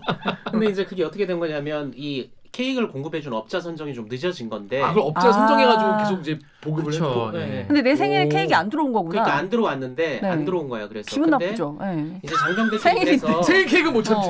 그 1,000원짜리가 치즈케이크 같은 거 뽀로로 치즈케이크 같은 거 그런 거 있잖아요. 왜 어. 제가 납작한 하는 거, 거, 요만한 그걸 놓고 이제 그 생일 축하를 해줬는데 이제 그걸 사진 찍어서 올렸지. 사진을 찍어가지고 올린 거예요. 그러니까 또 이제 밖에서는 케이크 값을 떼어먹냐 뭐 이런 식으로 막 아. 이제 군에 대해서 비난이 이제 쇄도를 한 거지. 근데 이제 아. 군 입장에서 억울한 거지. 이러이러한 사정이 있고 사실 이렇게라도 설명도 해주는- 했는데 근데 왜 안 설명도 건 거라 했고 그때 그 업차랑 이게 잘 안 돼가지고. 그러니까 이제 입찰이 단가가 안- 좀 잘 안 그러니까 맞았던 거지. 이제 공개 입찰해야 되잖아요. 네. 근데 이제 그게 단가가 안 맞고 예를 들면 단가가 안 맞으니까 입찰도 안 하고 유찰되고 하니까 아. 이게 이제 공급되는 시기하고 생일이 맞은 이제 거구나. 안 맞아 떨어지니까 이제 이게 치즈로 케이크로. 뭐야 케이크야 뭐야 하여튼 케이크로. 빵으로 변한 거죠. 그래서 근데 이제 나는 이 문제를 지영철 기자가 저한테 얘기했을 때 그 부대에서 설명하는 게 중요한 게 아니라 부대 복지 비용이라는 것도 있고 사실은 이게 케이크 가격이 얼마 안 아 하잖아요. 그냥 본인 돈을 좀 그냥 해줘. 사실은 삐어피에서 돈 이렇게 돈 걷어놓고 대대장 자기 주머니 열고는 파리바게트 그냥 사서 줘. 사주면 되는데 그러니까. 그걸 안 한 거죠. 그러니까 사실은 이게 뭐냐면 말로는 가족처럼이라고 얘기하지만 가족 같은이구나. 그런 것에 대해서 설명을 할 때는 남보다 못하는 거죠. 그러니까 사실은 이제 이게 내가 이 치즈 빵을 받아서 화가 났을까요? 저는 그건 아니라고 생각해요. 문제는 서운함이 내포되어 있는 거죠. 평소에 그러니까 이 마음을 헤아리고 그 마음을 헤아리는 데서 전 전우회라는 게 나온다고 봐요. 그렇죠. 근데 입으로는 전우회를 따지는데 진짜.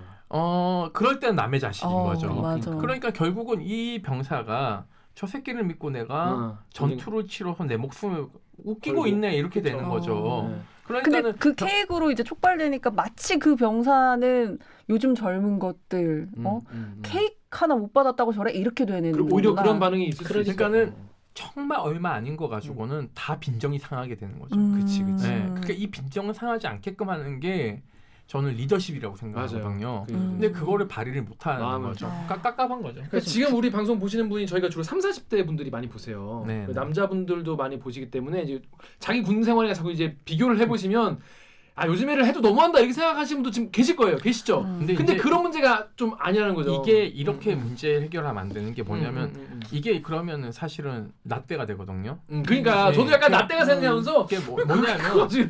사회의 인권이 100이라 그러면은 군의 인권이 7, 80밖에 안 된단 말이에요. 그러니까는 그러니까는 뭐냐면은 군대 갔다 온 사람이 뒤를 돌아보면서 나 때보다 좋아졌어야 개념이 아니라 지금 현재의 사회에서의 인권 보장 체계와 군의 인권 보장 체계를 계속 비교하고 가야 되는데 자꾸 과거형으로 얘기를 하고 있거든요.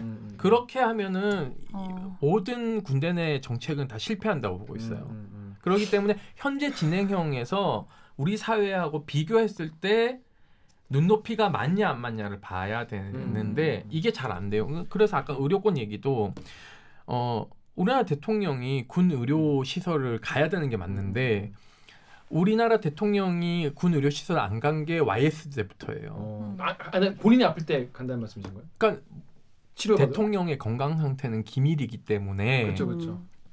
모든 건 군병원에서 진료를 받으셔야 돼요. 아 원래 트럼프도 미국은 다 군병으로. 네, 트럼프도 코로나 걸렸을 때 어디 갔어요? 군병원 갔다고요. 미군은 모든 의약품이나 예를 들면 의료 장비가 군을 먼저 이게 보급해 주거든요. 그래서 군 의료 체계가 굉장히 민감하고 봤을 때 결코 뒤지지가 않아요. 근데 우리 군은 어떻게 되냐면 이제 YS가 최초의 문민 정부니까 그렇죠. 군을 신뢰할 수가 없었단 군과 말이에요. 거리를 또. 예, 그러다 보니까 YS 때부터 주치 제도가 생기기 아. 시작하는 거예요. 그러니까 우리 생각하면은 이제 기억나실 거예요. 대통령이 취임하고 나면은 뉴스에 가끔씩 나오는 게 대통령 주치가 누가 됐냐 네, 맞아요. 라는 게 맞아요. 나와요. 근데 네. 대통령 주치는 군의관이어야 되는 게 음. 맞아요. 근데 제가 뭐 문재인 정부에서도 청와대 뭐 행정관이 뭐 이렇게 군 정책 어떻게 했으면 좋겠냐고 했는데 이 군의료 체계 얘기할 때 대통령이 군 병원을 이용해 주시면 사실은 병사들 의료권 문제는 다 해결될 수 있다. 맞아. 왜냐하면 대통령이 진료를 받기 시작하면 일단은 국민들이 봤을 때는 신뢰가 가는 거고 대통령을 진료하기 위해서는 군 의료 체계를 향상시킬 수밖에 없거든요. 근데 대통령부터 이용을 안 하니까 사실은 군 의료 시스템은 투자를 할 필요가 없는. 민간보다는 계속 뒤처질 맞아요. 수밖에 없는 상황이거든요. 네. 그러니까 이 소통이라는 것도 아까 좀 이어서 얘기를 하자면 실제로 그래서 군에서는 그러니까 이런 문제가 생기면 내가 귀찮아서라도 소통을 하려는 노력을 일선 부대에서 하기는 하는데 그렇죠. 과연 그러면 소통이라는 게 내가 노력한다고 해서 그게 소통이 원활히 이루어진 것인가? 그러니까 결국에는 받아들이는 사람하고 커뮤니케이션이 끝나야 그게 이제 소통이 완료가 된 거잖아. 네. 그런데 이제 일선 부대 입장에서는 이 서로 세대 차이도 많이 나고 쓰는 어떤 언어나 이런 것도 좀 많이 다르고 뭐 그런 것 때문에 내가 진심을 가지고 간부들 입장에서도 뭐 들어주고 싶어도 요즘 친구들은 들으려고 하지 않는다. 그리고 내가 잘못해서 정당하게 훈육을 해도 애들이 받아들이려고 하지 않는다. 그래서 군대가 뭐 애들 집에서 사실 엄마 아빠 말도 안 듣는 애들인데 와가지고 우리 말 잘 듣겠느냐. 뭐 애들 심기경호 하느라고 너무 힘들다. 뭐 이렇게 얘기하는 분들도 계시고.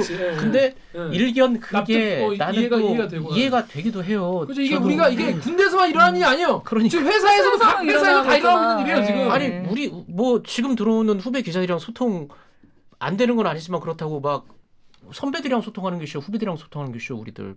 선배가 편하죠 이제. 편하죠. 네. 그 군대도 마찬가지라고. 그렇습니다. 그러니까 이 사안에 대해서 막 군대를 나는 안타까운 게 이 댓글들이나 이런 걸 보면 좀 너무 이런 군대를 악마화하고 그렇죠. 화가 많이 나 있죠. 군대는 원래 그런 곳이다. 쟤네들은 진짜 뭐 정말 변하지도 않는 저런 낙후된 집단이다라는 그러한 비난이 일견 군이 자초한 면도 있지만 사실상 이 군대 안에 당사자들 입장에선 되게 힘들고 아마 억울할 거야 그분들도. 그러니까 이제 아까부터도 그런 생각 들었는데 지금 이 군 간부들도 이제 대리기를 보내시는 분이 계시거든요. 좀 서운하실 수 있어요. 좀 서운할 수 있는데. 이 말은 꼭 편집하지 말고 넣어줘. 그러니까. 국방부 싫다니까. 우리가 다가 생활인이고 각자 자기 자리에서 그래도 잘하려고 기왕이면은 함께 있는 뭐 병사들과 잘 지내고 싶은 분도 많이 계실 거예요. 물론 엄청 막 왕꼰대에다가 말 안 통하는 또라이 같은 그런 간부도 있죠. 우리 부대도 있었어요. 근데 적어도 대리기를 보는 간부분들은 그래도 좀 덜하지 않겠습니까? 그래서 다시 한번 좀 더 이제 너그러운 마음으로 욕 먹을 때 한번 시원하게 먹자 이런 생각을 한번 얘기 한번 쭉 들어주세요. 자 그런데 이게 그러면 대책이 이게 돈이 문제냐 그러면 우리 이제 어른들은 돈을 좀 올려주면 되니? 뭐 이런 해결책이 가장 제일 쉽고 빠르기 때문에 그런 얘기를 하는데 이 클리앙의 베레나르님이 식대 단가가 하루에 8,500원이라고 합니다. 1일 8,500원.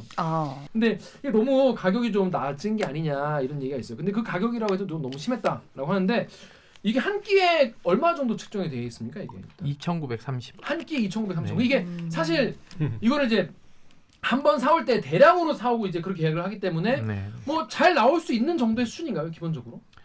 앞서도 얘기했지만 그 이제 그러니까 배식을 어떻게 하느냐, 그러니까 이제 어떻게 제공되느냐보다는 어떻게 조리되고 어떻게 만들어지냐의 이제 관점으로 가야 되는 것이고 이 예산이 적절하냐라고 얘기했을 때 이제 초등학생 급식비하고 이제 비교를 해요. 초등학생 급식비. 근데 초등학생 급식비보다 조금 낮거든요. 근데 문제는 이제 초등학교 같은 경우 친환경 무상급식이니까 친환경 단가 재료가 자체가 약간 돈이 단가가 비싸니까. 조금 높거든요.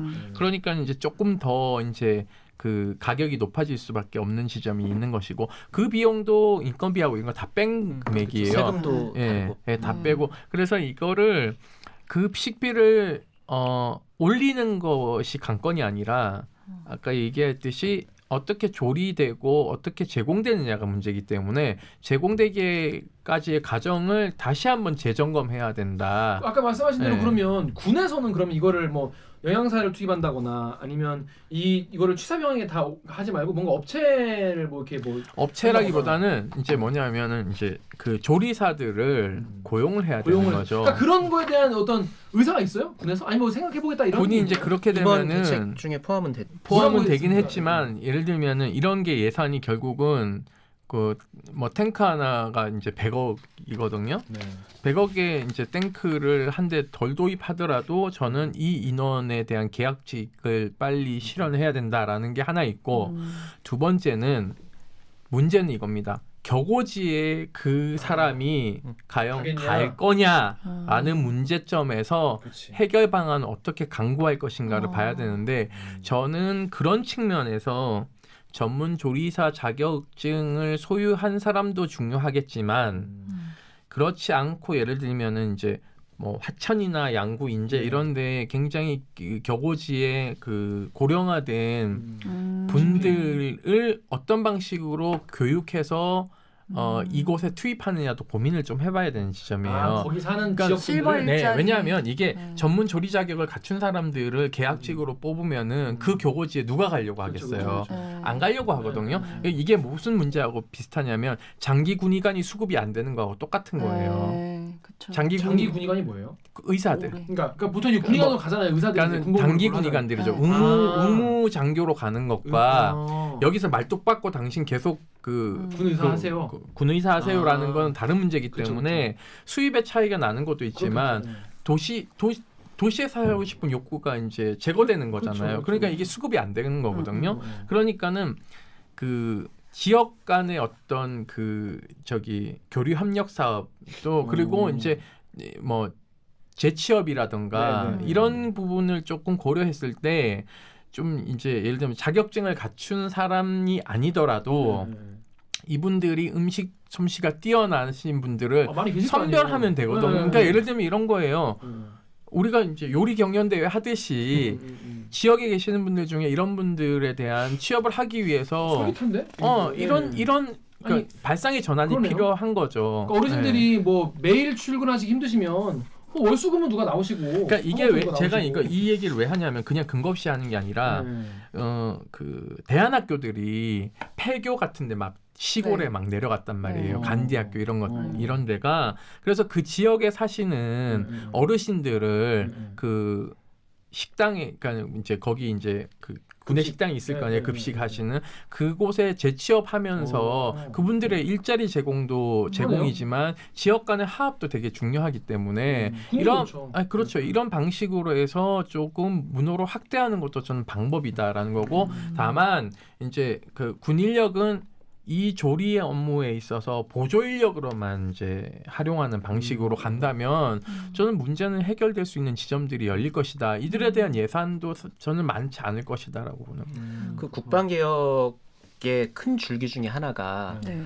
이 병역 자원은 점점 준단 말이에요. 이제 군대 올 수 있는 사람들은 그렇죠. 점점 줄어. 그러니까 예전에는 군인들이 했던 것도 요즘 대부분이 자 군무원이나 이런 걸로 이제 돌리려고 한다면 또는 옛날에는 군인들이 충분히 많아서 그렇죠. 군인만 가지고 이것저것 했는데 그렇죠. 군인 그러니까 병사가 줄어드니까 그렇죠. 요걸 군무원분들이 하신다는 거죠. 그리고 또 하나는 복무 기간이 단축이 되니까 그렇죠. 그것도 있죠. 병사들의 이제 숙련도가 점점 떨어질 거 아니에요. 그러니까 맞아요. 예전에는 병이했던 것도 지금 이제 부사관이나 이런 게 하게 이제 돌리고 이제 이런 어차피 이 국방 개혁의 이런 맥락으로 봤을 때도 예를 들면 전투할 병사가 없으면 취사병까지도 훈련을 시켜가지고 전투병으로 써야 될 거 아니에요. 그렇죠. 그렇다면 취사병은 점점점 줄여 나가고 아까 임 소장님이 말씀하신 것처럼 조리를 해주는 그런 사람들을 좀 더 채용을 한다거나 그렇게 가는 게 맞죠. 그리고 일단 군대 안에서 일어나는 것들은 다 군인들이 해야 된다는 그 사고 자체가 버려야 돼. 아니에요. 그게 맞아요. 아니 미국은 네. 전투도 민간 전투 회사들이 다 용역 입찰 받아가지고 들어가가지고 특수작전도 해주고 전투도 해줘요. 맞아. PMC 가잖아요. 그런 것처럼 그러니까 그런 측면에서라도 그러니까 취사병도 훈련 받아서 싸우는 용사로 이제 할 수 있게끔 뭐 그런 방향도 생각을 해봐야 되는 궁금한데 거지. 진짜 아까 제가 물어보다 말았는데 이게 전쟁 나면 어떻게 해요? 전쟁 나면 그 지역 뭐 할머니 할아버지 할 수 없는데. 전쟁이 나면 일단은 모든 왜 약간 답답해하신 것 같아요. 그러니까 이제 이렇게 모든 체계가 네. 전시로. 전시 체제가 동원되기 때문에 모든 의료 시설도 다 군의 통제를 받게 돼 있어요. 그리고 사기업들도 비상기획관들이 다 있거든요. 그분들은 군 출신들을 다 고용해서 모든 시스템이 그 군을 중심으로 다 돌아가게 돼 있어요. 그러니까 뭐냐면 징발, 징수, 할 수가 징병 있구나. 이런 인력들 다 할 수 있기 때문에 그 걱정은 안 하셔도 돼요. 그렇죠. 그래서 우리가 걱정이 되더라고. 그래서 을지훈련이나 이런 것들 하면은 도지사들부터 시작해서 막 민방위 옷 입고 와가지고 막 하잖아요. 그게 뭐냐면 민과 관과 군이 그 통합방위법에 따라서 움직이기 때문에 모두가 군 중심으로 다 징발하기 때문에 그런 것은 크게 문제가 없다. 혹시 그런 거 걱정하시는 분이 계실 수 있기 네, 때문에 네, 제가 네. 한번 물어봤습니다. 자, 그런데 우리가 급식 얘기 이렇게 하면서 전 이제 소장님 말씀하신 그런 지역 경제 활성화와 이런 거와 약간 맞닿아서 그런 거 되게 귀 기울일 만한 그런 이야기인 것 같았는데 이 급식만 문제가 아니라는 거예요. 우리 건물 한 구석에 잘게 부서진 얼음이 잔뜩 깔려 있습니다. 복도 곳곳에 쓰레기가 널려 있고 낙서가 가득한 사무실엔 소파와 야전 침대가 놓여 있습니다. 지난 1월 경기도의 한 공군부대가 코로나19 의심 병사와 접촉자 등 4명을 격리했던 폐건물입니다. 보통 소환된 병사들 같은 경우에는 거기에 이제 있던 양동이 결국 4명 중 3명이 확진됐는데 몸이 안 좋은 상태에서 강추위소 2박 3일을 버틴 뒤에야 군치료센터로 이송됐습니다. 이곳은 강원도의 한 육군 부대가 휴가 복귀자들을 격리하는 곳입니다. 계속 바퀴벌레가 나오고 있는 상황이에요.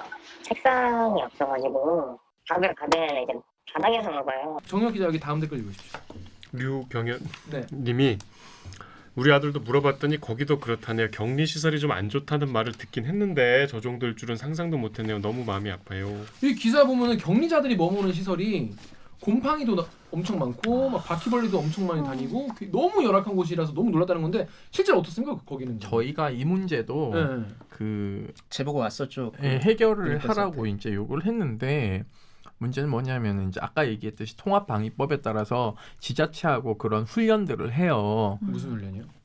그 훈련 을지 훈련? 포커스부터 그쵸, 시작해서 그런 여러 거죠. 훈련들을 하기 네. 때문에 아까 얘기했듯이 그건 전쟁에 대비해서 어떻게 징발하고 어떻게 수급하냐 이런 문제를 점검하는 거기 때문에 사실은 이제 그 사단장 이취임식을 가보면 그 군수부터 시작해 시장들이 다 와 있어요. 맞아요. 서장도 와 네, 있고 네. 그게 뭐냐면은 이제 민관군 협력 체제가 이제 유지되고 있기 때문에 지역의 격리 시설들이 어디 있는지 확인을 하고 지역에다가 그것을 배정받을 수 있게끔 이제 노력을 해야 되는데 그건 안 하고 군에서만 자꾸 이거를 하려고 하니까 어떻게 되냐면은 최근에 이런 사례도 있었어요. 독신자 숙소 장교 거길 비워라라고 비옥히 비워라라고 얘기하는 거예요. 그래서 이제 민원이 들어오는 거죠. 우리한테 제보가 왜 저희 그러니까 격리 시설로 써야 되니까 니네 다 방 비워 이런 식. 간부들은 어디가? 그 문제가 발생하는 거죠. 그러니까는 거기 내 생활관 가서 자라. 우선 뭐 이런 식의 이제 얘기가 간부들이 찔러겠네 또. 예를 들면 뭐 한 방에 뭐 네다섯 명 들어갔어라. 이러니까 이제 난리가 난 거예요. 그래서 만약에 이제 그 주먹구구식이네요, 되게. 그렇죠. 그 지역에 도저히 격리 시설을 배정받을 수 없으면 펜션들이 빈대들이 굉장히 많다고요. 그렇죠. 요즘에는 그런 것들을 빨리 예산을 긴급하게 편성해가지고 펜션 주인에게 좀 설득해서 펜션이 어차피 노는데 요즘은 뭐 코로나 때문에 잘 안 가니까 왜냐하면 휴가 자체가 통제되니까 잘 안 가거든요. 외출 예방이 다 그런데 군인들이 많이 활용한단 말이에요. 그러니 우리가 소득부터 시작해 안전 문제는 저희가 다 책임질 거니까 이것을 뭐 비용을 조금 더 쳐줘서 활용하는 방식을 써야 되는데 군 안에서만 해결하려고 하니까 이제 BOQ 찾다가 안 되니까 창고 찾고 창고 찾다가 안 되니까는 어디 이제 폐내무반이나 막 이런 데가 갔다가 이제 밀어 넣는 거예요. 그러니까 이제 영상이 이제 막 뭐 녹슨 거부터 시작해서 곰팡이에 뭐 바퀴벌레 이런 얘기들이 막 나오는 거거든요. 뭐 예를 들어 뭐 성에가 막 끼어 있는 막 이런 것들이 나오는 것이고 그러니까는 이런 감수성이 결국은 지휘관의 머릿속에 있지 않는 거예요. 예. 결국은 병사들에 대한 인격권이나 존엄성이나 이런 맞아요. 것들을 별로 생각하지 않는 것 같아요. 못하는 게 아니라 안 하는 거예요. 네. 그러니까는 함부로 취급한다라는 느낌을 지울 수가 없는 거예요. 그건 아니다라고 얘기를 함에도 불구하고 파라 두 개가 전혀 다르지 않느냐라는 지점 놓고 봤을 때 뭐 변명이 좀 궁색해지는 지점이 있는 것이죠. 아니 이렇게 얘기를 하는 것도 말이 안 되는 게 그냥 군이 뭐 의지가 있나 싶었는데 또 다른 기사 나왔어요. 뭔 기사 나왔냐? 훈련소에서 말이죠. 심지어 훈련소에서 화장실에 안 보낸다는 거예요. 애들을. 진짜.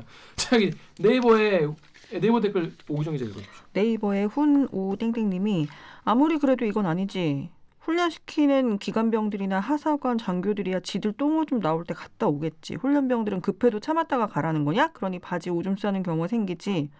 훈련 시간을 하루 30분 줄여서라도 생리현상 확실하게 처리하게 해줘라. 뭐냐면 5시간에 한 번씩 화장실을 갈 수 있게 해주는데 그 시간을 2분인가? 몇 분밖에 안 준대요. 그 사이에 화장실 못 갔다 오면 5시간 또 참아야 되는 거야.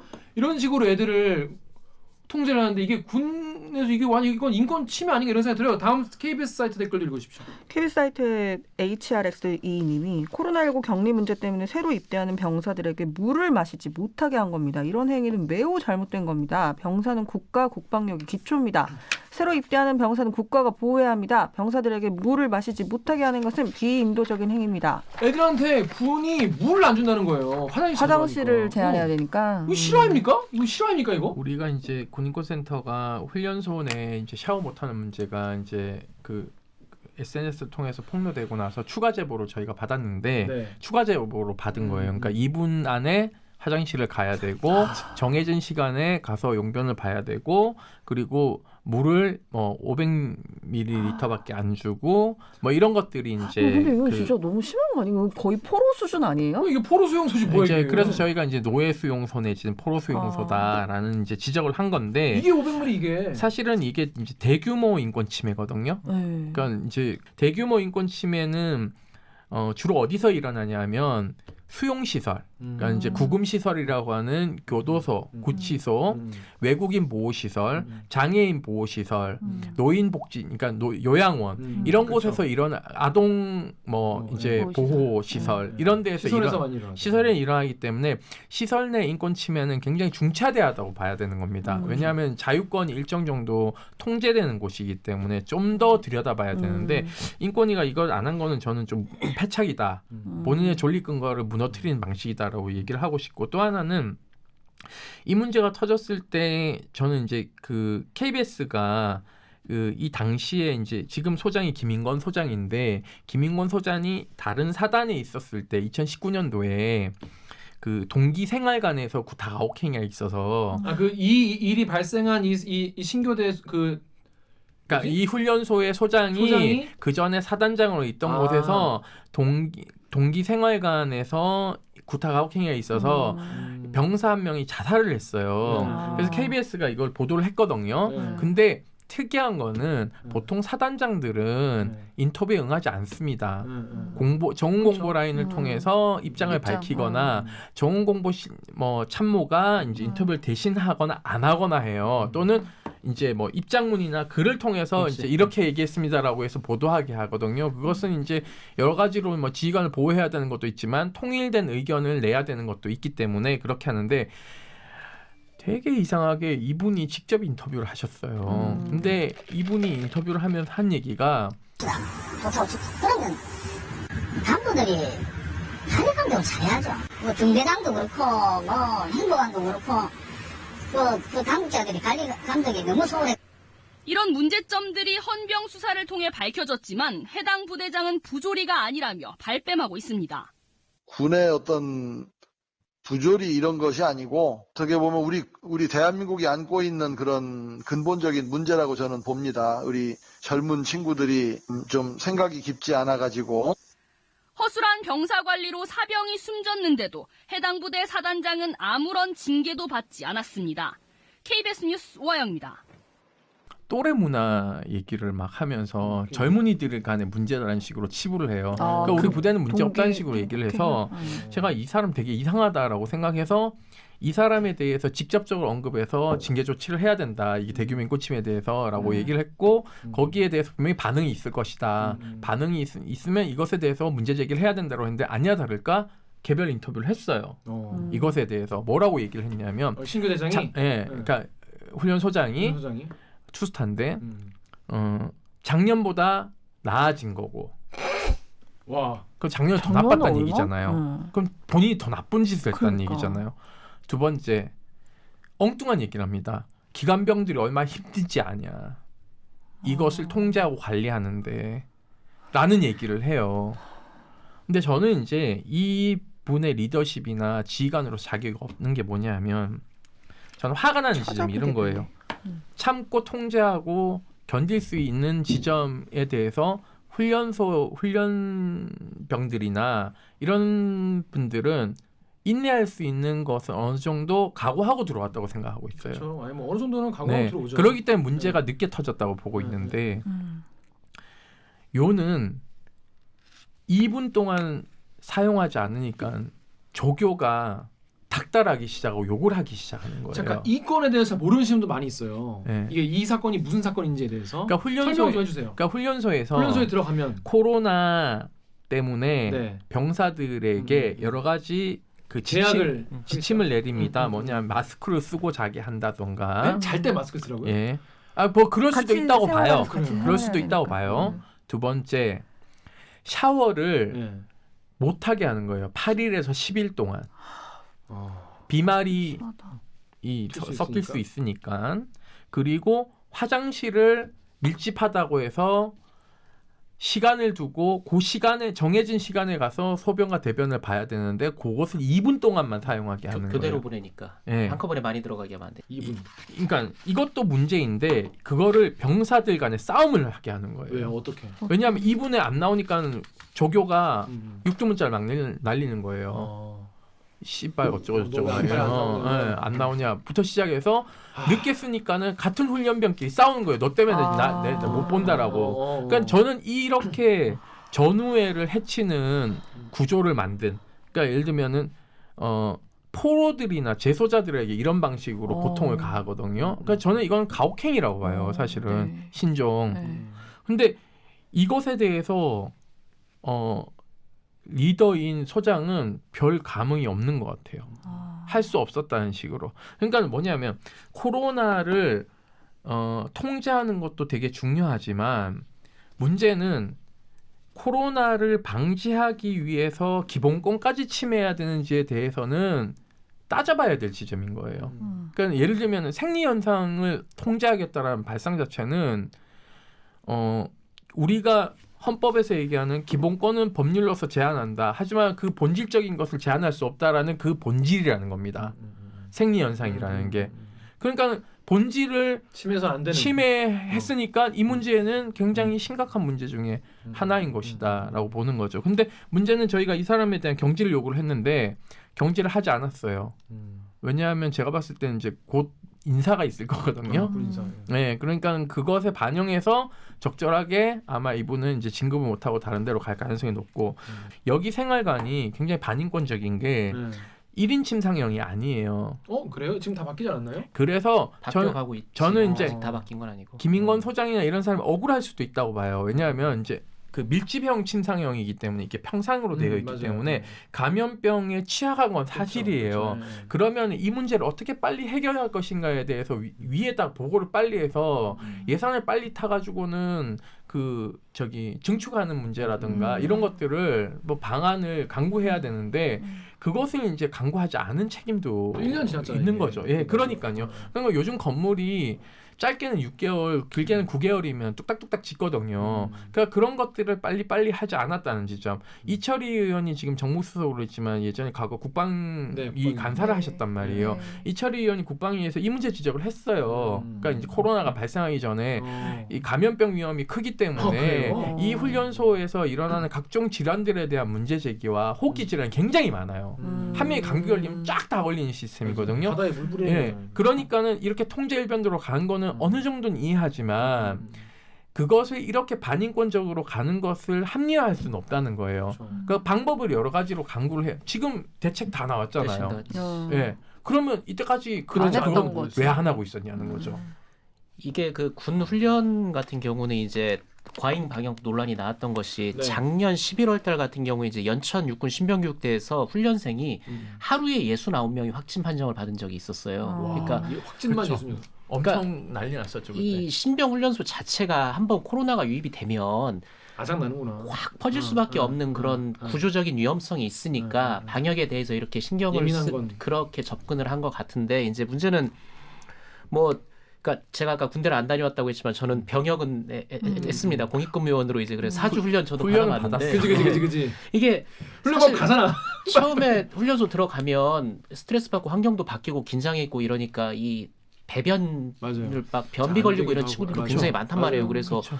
일주일 며칠 지나면 그 화장실 못 간 사람 손들어 해가지고 뭐 이렇게 조치도 해주고 뭐 그러잖아요. 감옥도 비슷해요.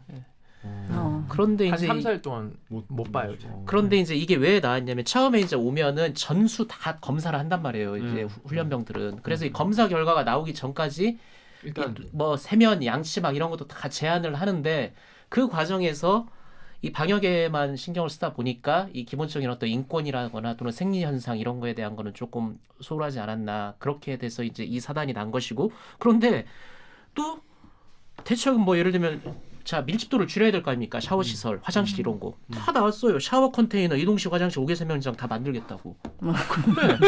겁나 간단한 그거 문제. 만들면 되는 거잖아. 그거 컨테이너기 때문에 금방 그건 뭐 며칠 걸리지도 않을 텐데. 갖고 오면 그러니까 되는 이제 거. 누군가가 신경을 안 쓴 거라고 그렇죠. 봐야 되는 거고. 누군가는 당연히 그 책임자겠죠. 해병 교육훈련단은 해병이요. 해병은 이제 해병 간부대가 아니요. 해병대. 해병대 이제 교육훈련단이 포항에 있는데 일사단하고 붙어 있는데 이제 여기도 저희가 이제 확인을 해봤어요. 이제 코를 찌르고 바로 음성이 나오면 세면부터 시작해 샤워 다 가능하거든요. 근데 문제는 뭐냐면 1차적인 검사를 통해서 음성이 나왔고 그렇게 해서 생활을 하다가 확진자가 발생하면 사실은 그 부대 책임을 지을 수는 없는 지점이에요. 얼마나 더 할 수 있어요? 그러니까 그것에 대한 것은 다른 방식으로 해결해야 되는 것이지 확진자를 안 낸다는 제로 베이스로 가기 시작하면 결국 이런 인권 침해는 발생할 수밖에 없다라는 것이죠. 그래서 저는 이 문제가 발생한 것을 계기로 육군훈련소에 대한 대대적인 시설을 빨리 개보수하는 과정을 빨리 거쳐야 된다라는 거고 이게 왜 해결이 안 되냐면 6주 전투훈련을 받고는 자대 배치를 하잖아요. 그렇죠. 그러니까 여기는 지나가는 공간이에요. 그렇죠. 그러니까는 아무도 여기에 대해서 이제 신경을 안 쓰는 거죠. 왜냐하면은 6주 있다 가시는 분들이 문제 제기를 크게 안 하니까 손님 새로 받으면 되고 또 손님 새로 받으면 되니까 이거에 대한 컴플레인이 잘 제기되지 않는 거예요. 그리고 이제 자대 배치 받으면은 훈련소에 대한 문제는 잊어버리거든요. 그렇죠. 본인도 잊어버려요. 그렇기 때문에 이게 문제 제기를 하지 않거나 또는 참아왔던 지점이 이제 빵 터진 거라고 보셔야 되는 거죠. 물 못 마시는 건 너무 심하다. 그렇죠. 그러니까 스스로도 우유를 또 못 마시는 거예요. 그러니까 오줌을 이제 이뇨작용이 있으니까 소변 볼까봐 공급되는 우유도 이제 잘 못 먹고 하는 이런 악순환이 반복되는 상황이었죠. 그렇습니다. 군대리아가 나와도 우유를 안 먹고 그냥 꾸역꾸역 그냥 퍽퍽하게 먹겠네요. 그리고 또 하나는 이제 이게 훈련소의 문제점이 이제 핸드폰이 지급이 안 돼요. 다 일단 압수.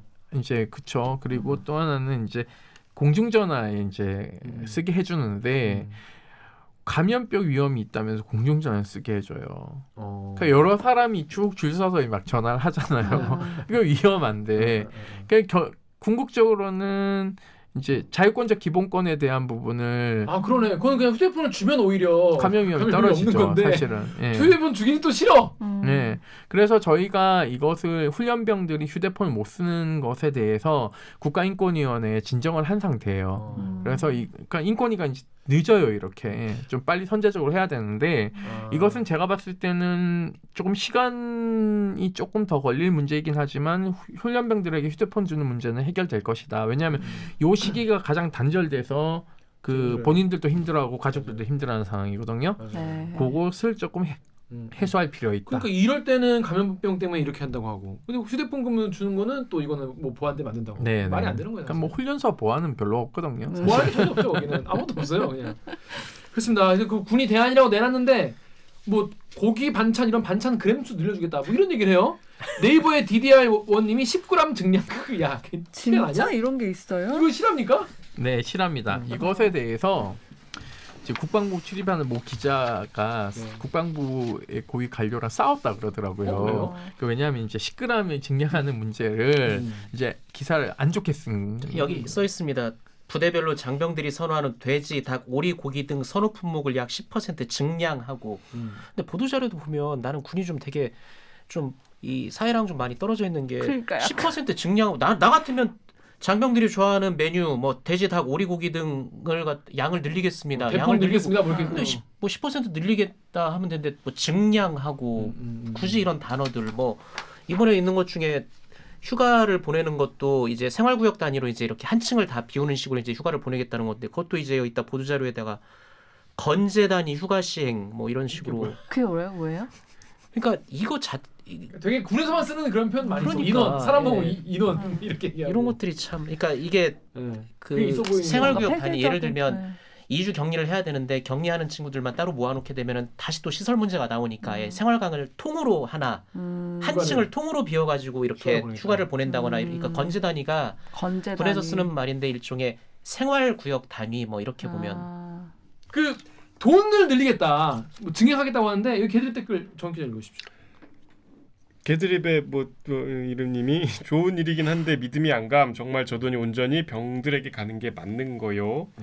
필리앙에 서울 사는 사람님께서 예산 아무리 많이 줘도 결국 사람과 시스템 문제인데. 그러니까 많은 분들이 이거 간부들이 슈킹할 거다 이렇게 생각하는 거예요. 그건 불가능합니다. 그래요? 그건 아니에요. 네, 그건 그 얘기 좀 불가능합니다. 해주세요. 왜냐면 많은 분들이 중간에서 얼마나 많이 해먹겠냐 이런. 삥땅 칠 거라고. 삥땅 칠 거다. 그거는 이제 감사원의 감사도 받고 그리고 이제 그 예를 들면은 가장 많이 삥땅하는 게 쌀을 옛날에는 되게 많이 삥땅했고 또 하나는 뭐냐면은 이제 그쵸 이제 그 다음에 이제 그 기름 맞아, 나 기름 엄청 많이 그 슈킹해서 사람들 중간에 이거. 이게 왜냐하면 이제 옥탄가가 높은 이제 그러니까 주유소들이 막 안에 있어요. 네, 왜냐하면 군용차를 막 넣어야 되고 하니까 아까 얘기하신 듯이 자기 차에다가 막 넣고 근데 자기 차에 사실 넣으면 엔진 다 망가지는데 옥탄가가 높기 때문에 엔진이 무리가 가거든요. 그러니까 군용차는 좀 다른 시스템이니까 힘이 좋아야 되니까 예를 들면 이것이 그 기무사의 비자금으로 쓰이기도 했어요. 네, 그래서 그런 정황들이 있고 왜냐하면 이게 수기 표기로 하니까 떼먹기 쉬운데 요즘 다 전자로 다 그램 수들이 책정되기 때문에 떼먹을 수가 없는 구조예요. 그렇기 때문에 이 예를 들면 이제 가장 저희도 이제 댓글에 많이 반응하는 게 야 누가 떼먹은 거 아니야라고 하는데 그거 댓글 다시는 분은 대부분 쌍팔년도 군대가 그렇죠. 우리는 그런 거 되게 쉬웠거든. 근데 군인연금이 굉장히 지금 사실 손볼 정도로 높아졌고 군인의 월급 체계가 공무원 체계에서 가장 조급됨이기 때문에 사실은 그 월급을 빼앗기는 짓거리를 과연 하겠냐는 너무 거죠. 리스크가 크다는 거죠. 네, 그렇죠. 옛날에 이제 교도관들이 담배 장사했다는 거는 그것도 쌍팔년도 얘기잖아요. 교도관들의 처우가 국가공무원에서도 굉장히 소방, 경찰과 동등해졌기 때문에 그 DJ 정부 때 확 바꿨거든요. 그러니까는 누가 그 불법 행위를 해서 파면되는 것을 감수하겠어요. 그렇구나. 그러니까는 그거는 이제 옛날 얘기인 거고. 야, 이거 좋은 얘기네요. 몰랐네요. 그래서 그런 지점이 이제 우려되는 거는 투명성 있게 잘 설명되지 않기 때문에 이제 문제 지적되는 거라서 시스템에 대한 재점검이 아까 여기 얘기하셨듯이 재점검이 필요하다는 게 사실 맞는 것이죠. 아까 초반에 말씀하신 그런 이야기. 아니 여기 이제 댓글에서도 그 얘기를 사람과 하시잖아요. 시스템의 문제. 그러니까 이런 분들은 이제 군의 시스템을 좀 아시는 분들이 이렇게 얘기를 하시는 거죠. 그렇습니다. 그거는 아니라는 거. 물론 그러니까 위에서도 이게 이제 그날 대책 발표한 날 이 장관이 이제 전군 주요관 회의 주요 지휘관 회의라고 해서 이제 국방부 고위 정책 담당 간부들이랑 그다음에 지휘관들이랑 그러니까 지휘관 회의 모두 말씀을 내가 이걸 보면서 야 이거 이 반성문을 사과를 하는데 너무 정말 사과를 강도 높게 모두 발언에 해놨어요. 뭐 정군의 지휘관들과 함께 송구하다는 말씀을 드립니다. 우리 장병들은 뭐 이렇게 자랑스러운 대한의 아들과 딸입니다. 우리 장병들을 세심하게 살펴주지 못했습니다. 초급 간부들의 애환도 깊이 헤아리지 못했습니다. 하면서 뭐 잘하겠다, 미안하다, 뭐 현장에서 잘해달라, 부대원들을 아들과 딸, 동생처럼 생각하고 고륙지정의 부하 사랑을 신천해주길 강조합니다. 이 절절하게 다 이렇게 해놨고 그런데 이제 말했던 것처럼 근데 사과하는 건 돈이 안 들어요. 현장에서 이 격리자들이 식사 문제가 터진 것도 이거를 갖다가 퍼서 갖다 줘야 되는데 그 과정에서 뭔가 이제 삐끗한 거 아니에요. 그렇죠. 현장 제일 말단에서 삐끗한 거지. 그렇지. 그리고 한번 보세요, 진짜 이거 읽는데 정말 절절하게 장관님도 굉장히 지금 힘드시구나 느껴졌다니까. 근데 서욱 장관은 이런 심정일 거예요. 그래요. 네, 왜냐하면 제가 이제 서욱 장관 편드는 게 아니라 이제 뭐 제가 변희수 하사 생각하면 서욱 장관 용서가 안 되죠. 육군 참모총장일 때 이제 변희수 하사 쫓아냈으니까 제가 카톨릭 신자예요. 변희수 하사도 카톨릭 신자, 서욱 장관도 카톨릭 신자인데 제가 그런 얘기를 했어요. 국방부 고위 관계자한테. 서욱 장관님은 돌아가시면 천국은 못 가실 거다 이런 얘기를 했는데 이제 문제는 이 글을 보면 서욱 장관의 진심이 담긴 건 맞아요. 왜냐하면 서욱 장관 육군 참모총장 시절에 어떤 분이냐면 서울에도 공간이 있고 계룡대에도 공간이 있어요. 왜냐하면 이제 여기서도 회의가 있고 하니까 그렇죠. 저희 한남동에 이제 국방부 장관 공간이 있고 외교부 장관 공간이 있고 육군 참모총장 공간이 있는데 거기서부터 모자 푹 눌러 쓰고 부관 한 명만 데리고 걸어서 와요. 관용차 안 타고 이제 걷고 유병소 통과할 때도 신분증 찍고 들어가는 거예요. 권위의식이 그러니까 위병은 이 사람이 육군 참모총장인지 모르는 거예요. 그러니까 이제 경례 똑바로 안 하겠네. 경례 안 하죠. 그러니까 이제 뭐냐면 권위의식이 없는 사람이에요. 그렇기 때문에 저는 이게 장관이 어떤 이 상황을 모면하려고 하는 것보다는 장관의 진심이 담겨 있다라고 생각해요. 그러니까 그분은 그런 분이라는 게 이해되는데 문제는 그러면 각 일선부대 지휘관들이 이런 마음인가를 바로 그거예요. 바로 아니라는 그러니까 거죠. 여기도 대책을 보면 그래서 심기일전하에 장병들에 대한 관심과 정성을 더욱 기울여 나가겠습니다. 이게 이제 격리장병들 급식 지원에 대해서 있는 대책의 문구인데 그래서 여기 보면 이렇게 돼 있어요. 간부 중심 배식 관리 체계를 강화해 나가겠다. 그러니까 제대로 정량대로 또는 지침 내림대로 제대로 밥이 만들어져서 배식이 되는지 도시락 제대로 가는지를 간부들이 챙기겠다. 이 말인즉슨 제대로 안 가면 이제 간부들 니네가 책임져 이제 이게 되는 거지. 그렇습니다. 여러분 지금까지 얘기 들으셨는데 어떠셨나요? 지금 기사 딱 봤을 때는 아우 또 군대가 군대였네라고 생각할 수도 있고 그냥 우리가 사실 군대에 화내긴 쉬워요. 욕하기가 되게 쉬운 조직이잖아요. 그리고 다들 군대에 대한 트라우마가 다 하나씩 있으시기 때문에 이제 군대 다시 가는 꿈. 네? 군대 다시 가는 꿈. 군대 다시 가는 꿈 누구나 꾸는 이제 물론 이제 군대 안 가신 분도 계시고 이제 여성분도 계시지만 저는 감옥 다시 가는 꿈. 너무 싫다. 아무튼 이게 누구나 그런 욕하기도 쉽고 이제 그렇기 때문에 화를 내기 쉽겠지만 이거 어떻게 해결해야 되는지에 대해서 오늘 길게 한번 얘기를 해봤는데 네이버의 SP님이 군대 개선해라. 그동안 애들 많이 괴롭혔잖아. 젊은 청춘을 군에서 헌신하는 대한민국 남자들에게 걸맞는 대우를 해줘라라고 하는데 우리가 이런 얘기 할 때마다 뭔가 천조국 이제 군인들에 대해서 이제 국가가 어떻게 해주는지 물론 이제 우리나라 같은 징병제는 아니지만 뭐 그런 거 보면서도 되게 좀 아쉽고 답답하고 참 속상하고 그런 일이 많은데요. 이거 사실 이게 한 번에 참 그렇게 해결되고 이런 게 참 어려운 것 같아요. 그러니까 이런 일이 계속 터지고 조금씩 위원회도 생기고 제도도 바뀌고 이렇게 해결해 가야 되는 것 같은데 그래도 그 일선에서 열심히 싸우고 있는 군인들의 인권을 위해서 열심히 싸우고 있는 이 소장님 모시고 오늘 얘기를 나눠봤습니다. 여러분 좀 어떠셨는지 한번 내가 할 수 있는 일은 무엇인지 한번 고민해봤으면 좋겠는데 하여튼 임 소장님 오늘 이 댓글 읽어주는 기자들 출연을 처음 하셨는데 네. 첫 번째 게스트 첫 번째 정말 외부 게스트로 처음 오셨는데 오늘 어떻게 말씀하셨는데 어떠셨나요? 뭐 약간 방송은 KBS는 더욱더 그런데요. 말할 때 방송 나갔을 때 되게 이제 정제된 언어를 써야 되고 약간 좀 뭐 나쁘게 얘기하면 보수적으로 얘기를 해서 출연하면은 굉장히 반듯해야 된다라는 게 있는데 뭐 저는 이게 이제 좀 깨져서 너무 좋고요. 첫 댓글이 비읍으로 미리 보여주신 영상을 보니까 나가서 마음대로 얘기해도 되는구나. 방송심의위원회 저촉을 받진 않겠구나라는 생각을 들어서 좋았고요. 두 번째는 그러니까 이런 것들을 좀 당국자들이 좀 보고 해결할 수 있는 방안들을 좀 도출하는 것이 좋지 않겠냐라는 거고 궁극적으로 저희가 문제 제기하는 것은 군을 와해시키려는 게 아니다. 아니죠. 얘다 군을 건강하게 해서 군이 본연의 업무를 이제 우리 헌법이 얘기하고 있는 국토방위 업무와 민간 우리 이제 국민들의 재산을 보호하고 생명을 지키는 그렇죠. 이제 아주 건강한 군대. 그리고 또 하나는 이제 가장 이제 부모님들이 요구하는 안심하고 보낼 수 있는 군대. 어디 하나 다치지 않고 다시 집으로 돌려보낼 수 있는 군대. 이거 그러니까 되게 평이한 거거든요. 기본적인 건. 예. 그러니까 그것을 요구하는 건데 이제 지휘관들은 그것에 대해서 늘 그렇게 하려고 노력을 하겠죠. 근데 관성에 빠지고 하다 보니까 이제 문제가 발생하는 거고 저희들 간부들 중에서 이제 인권 침해 가장 높은 계급이 중령하고 대위예요. 인권 침해서요? 예, 그러니까 저희 상담 들어오는 것 중에 왜냐하면 이제 중대장이나 이제 대대장이 지휘권자고 그 다음 지휘권자니까. 근데 문제는 이제 대대장 초임, 중대장이 초임하는 데에서 사건이 많이 발생하거든요. 왜냐하면 처음으로 이제 견장을 차고 이제 뭐 이렇게 오버한 거지. 참모들을 두고 이제 부하를 두고 이제 여기에서 이제 소왕국의 왕처럼 느껴지는 착각을 하게 돼서 인권 침해를 많이 하게 되는데 그런 부분들을 조금 외부에서 감시할 수 있는 기능들을 좀 강화할 필요가 있다라는 거고.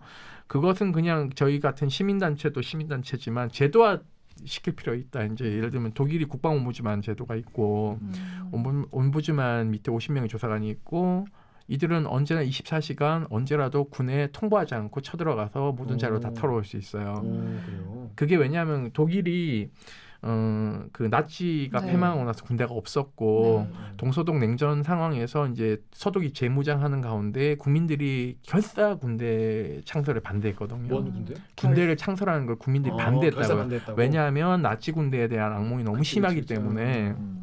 그래서 당시 집권당인 기민당이 군대 창설을 강하게 밀어붙였고 야당인 이제 3인당이 이제 반대하면서 의회 해산을 요구하면서 재투표를 하게 되면은 이제 기민당이 집권당이 안 되니까 총리를 못 내잖아요. 그래서 이제 3인당이 절충안을 낸 게 뭐냐면은 국방온부즈만. 그러니까 온부즈만 제도가 이제 그때 북유럽에는 있었단 말이에요. 북유럽에 이제 망명을 갔던 이제 빌리 브란트 이런 사람들이 그 우린 국방온부즈만 하자라고 해가지고는 기민당이 그걸 받으면서 강력한 문민 통제를 하기 시작했거든요. 근데 우리는 지금 윤일병 사건을 통해서 군인권 보호관 제도, 그러니까 온부즈만 제도라고 할 수 있는 것을 도입하기로 여야가 결의안을 통해서 19대 때 통과시켰어요. 근데 이 법이 지금 문재인 정부 공약 사항이기도 한데 첫 단추도 못 끼고 있는 상황이거든요. 오히려 지금 그때 당시 결의안보다 후퇴한 법안이 지금 인권위가 추진하고 있고 왜냐하면은 핵심은 두 가지거든요. 불시부대 방문권, 자료 제출 요구권, 네, 이 두 개인데 이 두 개를 거세를 했어요. 국방부 요구를 받아서. 그러니까는 이런 방식의 문제점 하나는 그 그러니까 군인권 보호관을 신설해서 상임위원을 증설하기로 했는데 이것을 기존의 상임위원 한 명이 받고 군인권 본부도 50명의 직원을 둬야 되는데 그것도 안 받고 지금 현재 군인권 조사과에 있는 인원 6명으로 해서 가겠다는 방식으로 하고 있거든요. 얼마나 싫어하겠어. 55만 군데를 6, 7명이 어떻게 감시를 합니까? 사실 그래서 안규백 의원이 이제 법안을 낸 게 또 있어요. 안규백 의원이 사실은 이 국방온부즈만 제도를 처음으로 의회에서 18대 때 문제 제기를 하셨던 분이거든요. 그래서 이것을 독일식으로 해서 국회에다가 그 국방온부즈만을 두고 차관급으로 하고 의장의 통제를 받고 그리고 독립적으로 하려고 네네네 그 밑에 사무차장을 차관급으로 두고 50명의 조사관을 둬서 이제 자료 제출 요구부터 시작해서 불시부대 방문을 하게끔 하는 원안을 살려서 지금 안을 냈어요. 근데 이게 이제 이런 사건이 터졌음에도 불구하고 논의가 잘 안 되는 지점이 있는 것이죠. 그래서 그렇죠. 그러니까 제도적으로 보완하는 장치를 빨리 가져야 된다. 법적으로. 언제까지 이제 예를 들면 SNS와 시민단체에 기대해서 갈 문제는 아니다. 그러니까 오히려 자존심 상하는 거예요 군으로서는. 그렇죠. 그러니까 근데 문제는 이제 맞아야 국방부는 이 제도를 강력히 반대하고 있어요. 싫겠죠. 네. 얼마나 싫을지는 뭐. 군인권센터 같은 게 이제 정부기관 생긴다는 게 너무 가장 싫은 거겠죠. 그리고 불시부대에서 압색하면 얼마나 싫겠어. 네. 뭐 압색은 아니더라도 이제 거의 자료를 그러니까, 이제 털 수 있는 상황이니까. 근데 지금 인권위가 낸 안은 뭐가 문제냐면 국방부 장관이 조사 중단을 요구할 수 있어요. 그럴 건 뭐? 그러니까 그 감시당하는 기구의 수장이 저기 조사하지 말아주세요라고 얘기를 할 수 있는 것을 법에 명시하고 있다는 건 그거는 하나만한 거죠. 그래서 이제 이런 것들을 좀 더 이제 요구하는 국민적 여론이 형성돼야 된다. 그렇습니다. 국회에서 그냥 놀고만 있었던 건 아니에요. 네. 뭐 이런 법안이 나오고 있네요. 앞으로 이 사건을 통해서 이런 법적, 제도적 이런 대비가 좀 더 앞으로 그리고 생겼으면 좋겠고 우리 국민들이 좀 더 이거 관심을 가지면 이런 거에 생기면은 더 좋을 것 같습니다. 자, 지영철 기자 오늘 어땠습니까? 그 우리나라가 국방비를 하루에 1,400억 원을 쓰는 나라잖아요. 엄청 많이 하루에 1,400억 원을 써요. 그렇기 때문에 그 어떤 군대 가면 밖에 있는 것보다 오히려 더 잘 먹고 잘 지내야 된다. 그래야 정상이지. 아니 원하지 않아서 간 군대인데. 그리고 뭐 군의 기강을 걱정하는 분들도 많이 계시지만 군의 기강과 똥군기는 좀 구분이 돼야 된다고 생각을 하고 다 떠나서 이제 이 절대로 과거로 이제 아무튼 군대 안에서 뭐가 있으면 이제 무조건 밖으로 나온다고 생각을 하고 접근을 하는 그래서 뭐 군대가 지금 뭐 신고자 익명성이 보장되고 장병이 휴대전화 입 기반으로 접근 가능한 별도의 신고 채널 신설을 검토한다는데 그게 제일 웃겼어 사실. 과연 내가 병사면 밖에 앱에다가. SNS에다 올리지 내가 군의 익명 신고 앱을 쓸 것인가 뭐 이런 생각도 들더라고요. 간부 보호 앱이 아니냐 이런 얘기를 하더라고요. 아무튼 그래서 좀 군대라서 어쩔 수 없는 거야. 이런 말 자체가 이제 없어야 된다. 더 이상 안 그렇게 통한다. 생각합니다. 옥 기자는 어떻게 군대를 갔다 오지 않았지만 오늘 네. 얘기 들어보니까 어떻습니까?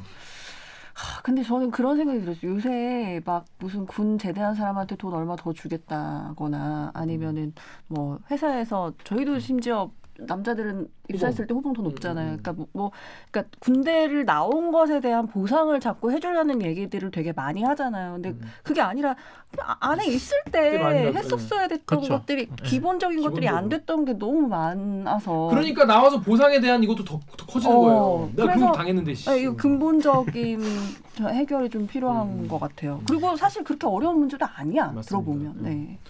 정 기자는 어떻습니까?